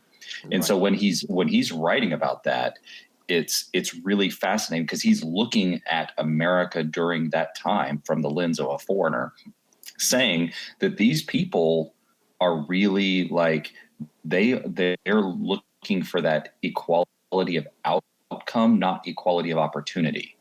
Yes. Yeah. Yeah. And so that's one of the things that I don't know that it's exactly the same when we're talking about dress codes and stuff and higher standards in lodge in general. Yeah. But we're talking about the misconception and twisted way that we view equality versus equity, right? And our right thereof, right? Yeah. And I think that really highlights the importance of it being lodge specific. The smaller you can get it, the better. Which Right. about as small as it's going to get is to the lodge, which that leads me into the point I wanted to make about, because suits always come up, that we need to be wearing a suit. We need to be doing this, Or and don't need to be wearing a suit or whatever, right? One way or the other. Yeah. And to me, that is totally projecting my Masonic experience onto another Mason. I get it. Masonry started with tucks and tails, and it was an extremely formal, extravagant event. But Masonry spread across the globe now, every nook and cranny. And you can drive from one part of Texas, take Dallas and Tarrant County, for example. I know you guys know there is a cultural difference in what is formal dress in Dallas and Fort Worth. Boots versus dress shoes. It's like, such a stark contrast, and we're next door neighbors. Yes. It was actually really funny because we had the boys from Hillcrest came and visited us, and we had a great time. But it was really funny because out of all the visitors that they brought, only one was wearing boots as dress foot covering. And I think he specifically mentioned he wore them because he knew he was coming to Fort Worth. Yes, exactly. It's kind of funny though, I love it. Yeah. Well, right, but I mean, like if I visited a lodge in the Philippines, I would wear the barong tagali because that's what's considered formal wear there. But if you have a lodge where you do have that beach degree, and you say, I want you to wear shorts, flip flops, and a Hawaiian shirt, I am going to do my best to show up in shorts, flip flops, and a Hawaiian shirt because that is the expectation. And I think that's the difference. And here's where the rub really gets me, because I spent some of my childhood in deep East Texas and smaller communities, because it's not just East Texas, it's all over Texas, that there are very small communities to where a good pair of overalls is dressing up, Jack. And when people say you wear what you wear to a job interview or to a funeral, have never been to a job interview or a funeral in that part of Texas. Or in my family. Yeah, because you're more, if you don't wear overalls to the job interview, they're going to tell you to go buy some. Yep. That kind of deal. So I've seen pictures of lodges where they all wear coveralls and a starched white shirt. That's like their uniform. Mm. And I don't know that they do it every time, but they do it like once a year or something. But it is a uniform, right? And it's their thing. And to me, that is absolutely their right, because that is what the culture of that area set as the standard. And for somebody in another area to say, hey, you're doing it wrong because you need to be wearing something else, whether it's usually suits, that's not right. No, Masonry. It's not. But it's also, that is the standard that they set for formal wear, right? So they say, hey, you're going to wear a starched white shirt and clean denim, and usually dark, like a darker denim, right? It's that rich blue. It's not that faded blue denim. It's the richer blue denim. And you say, hey, this is what we wear when we dress up, right? It's not what you wear to dress up. It's the fact that you, like I was saying earlier, right? It's not that we're requiring a specific thing. It's we're pushing for people to dress with intent. So if you say, hey, our formal wear, what we wear to church, what we wear to funerals, is starched white shirt and dress and blue jean overalls, then you are dressing with the intent that this is something you wear for formal occasions. If you're in Hawaii, and we've brought up the Hawaiian shirt as a beachwear before, it's technically called an aloha shirt, right? It's also, a Hawaiian shirt is the colloquial name for it. It's an aloha shirt. Aloha shirts are not just informal wear, but they serve as formal business attire in Hawaii, right? I don't know if it's as common anymore, but you'll go to business meetings where people are all wearing aloha shirts. Aloha shirts. Yeah. And that's the standard. That's what they say, hey, this is what we wear to church, business meetings, etc. If your lodge decides that blue jean pants and, just a white shirt are formal wear, and that's what you wear to church and funerals and to conduct business, then you're dressing with intent, right? It's not that we're asking everybody has to wear ties, everybody has to wear a suit, but be mindful. And that's where, we all comes in, that we all agree there needs to be a dress code. Right. But that's set by the lodge. And, there may be a lodge that has a whole bunch of active guys that come right off the farm, and it's the standard for them to just get there and show up.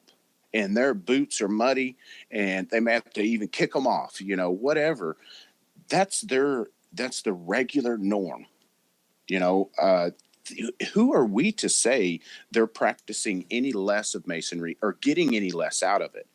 I'm going to get a whole lot more personally wearing a suit, dressing nice for stated, and then wearing our uniform that we have for our degrees. I love it.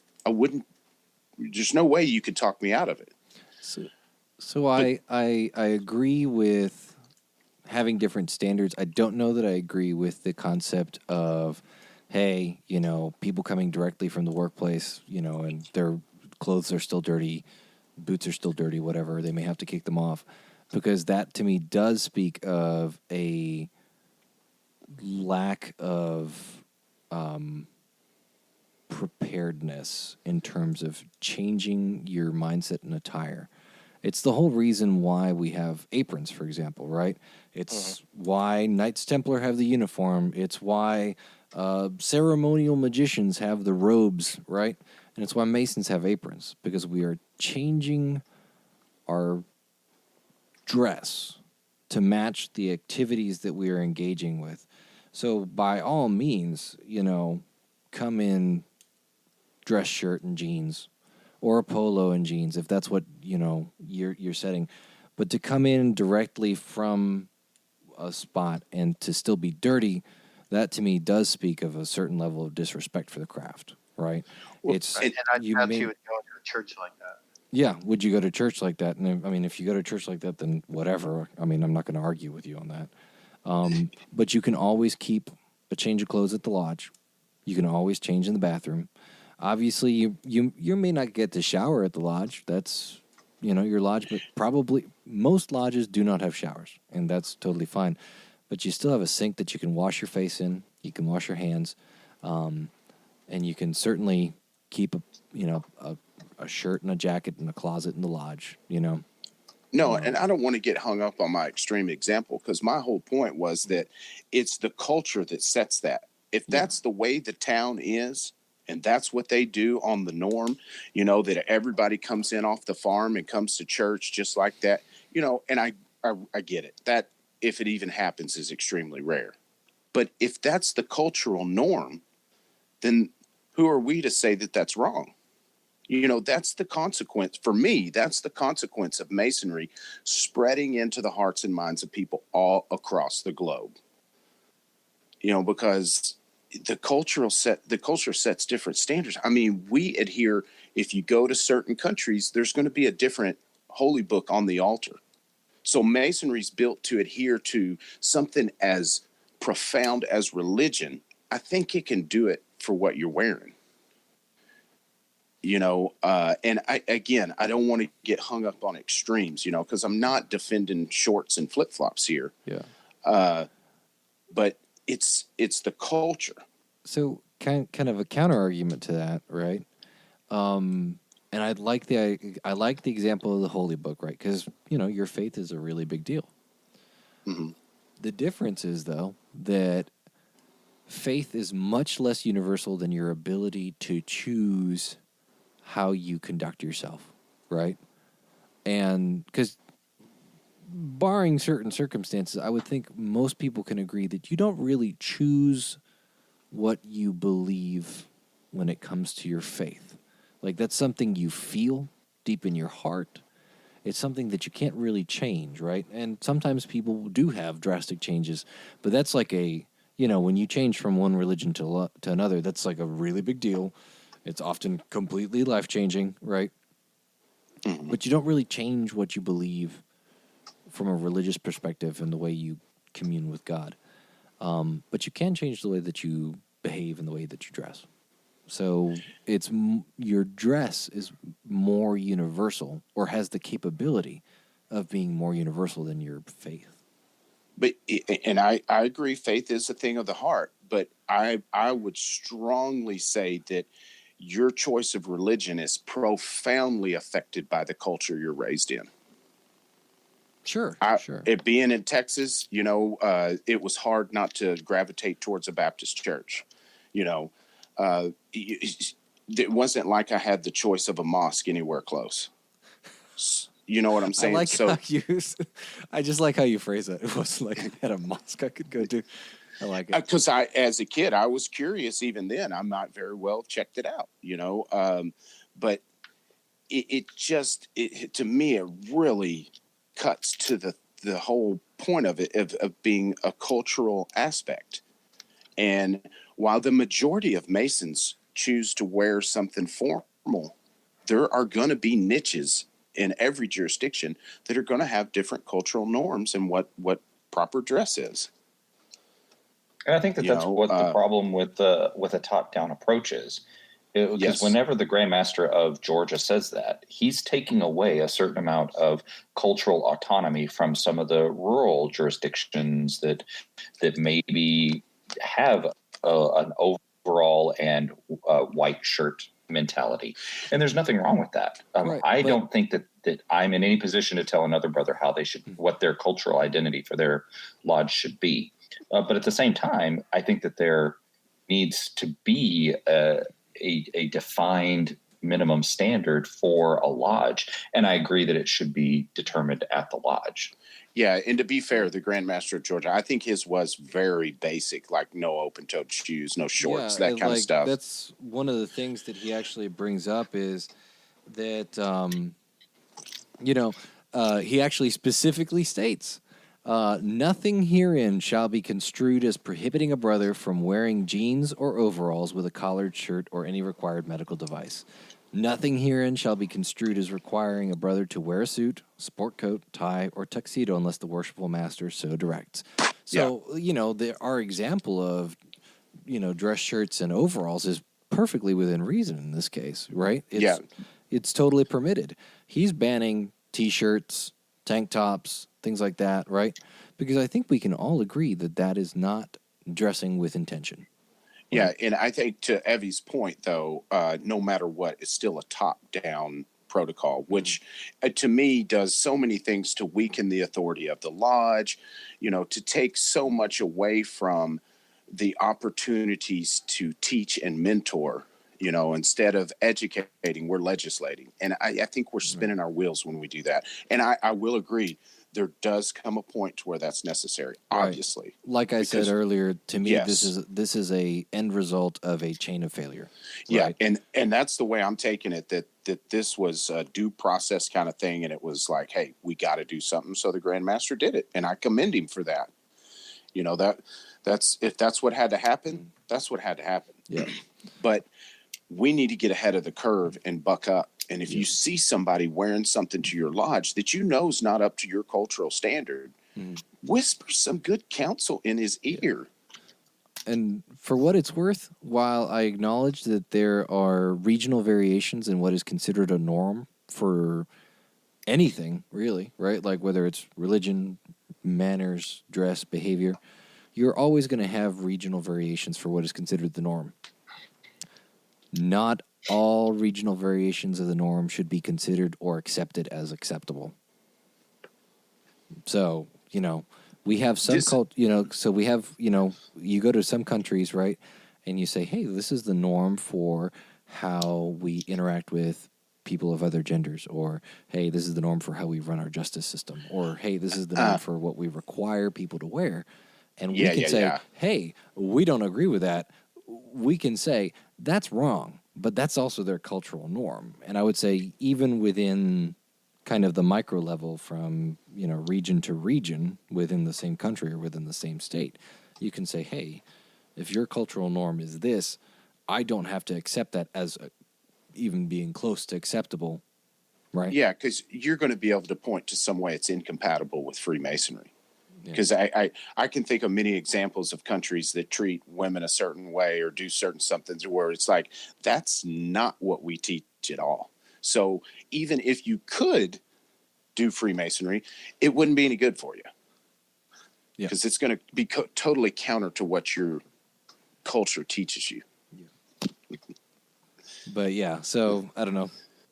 Yeah. Regionalized moral norms are not always a standard for what should be acceptable in the greater whole. Anyway, that's kind of my thing. So, for sure. Well, I'm ready to wrap that up. Or you guys got anything else you want to add? I think we have sufficiently beat that dead horse. Yep. Yeah, buddy. That horse is now subterranean. Yeah. Please send all your hate mail to us. We greatly appreciate it. Oh, yeah. We'd absolutely love to hear your take.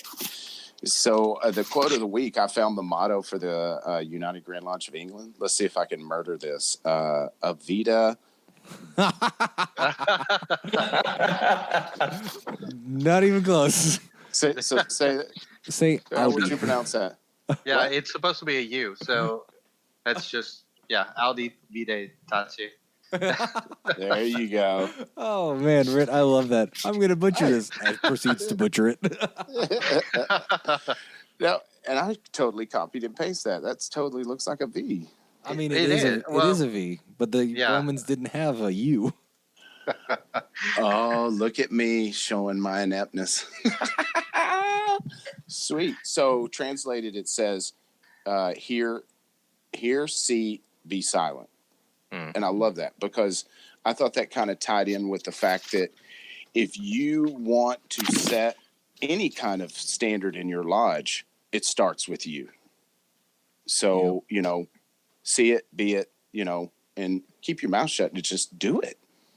Said the podcast host. Wait, what?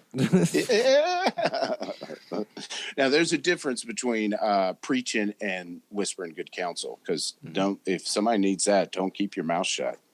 Absolutely whisper good counsel. So I always thought that it was closely related to, in Hermeticism, you come across the phrase to know, to will, to dare, and to keep silent, and it seems very closely related to this. Yes. So say it again for me, Billy. Evve? No. Oh, yeah. The Evve one. Yeah. I think it's Audi Tachi. Gotcha. That sounds much better than my pronunciation. And I'm just guessing. I'm not a Latin scholar, so I'm sure, if anyone out there has a better pronunciation, enlighten us, please. So note to self, next time have Google say it to me. Now saying Audi, Vite, Tache. All right. You want to throw out some contact info, Gabe? Sure.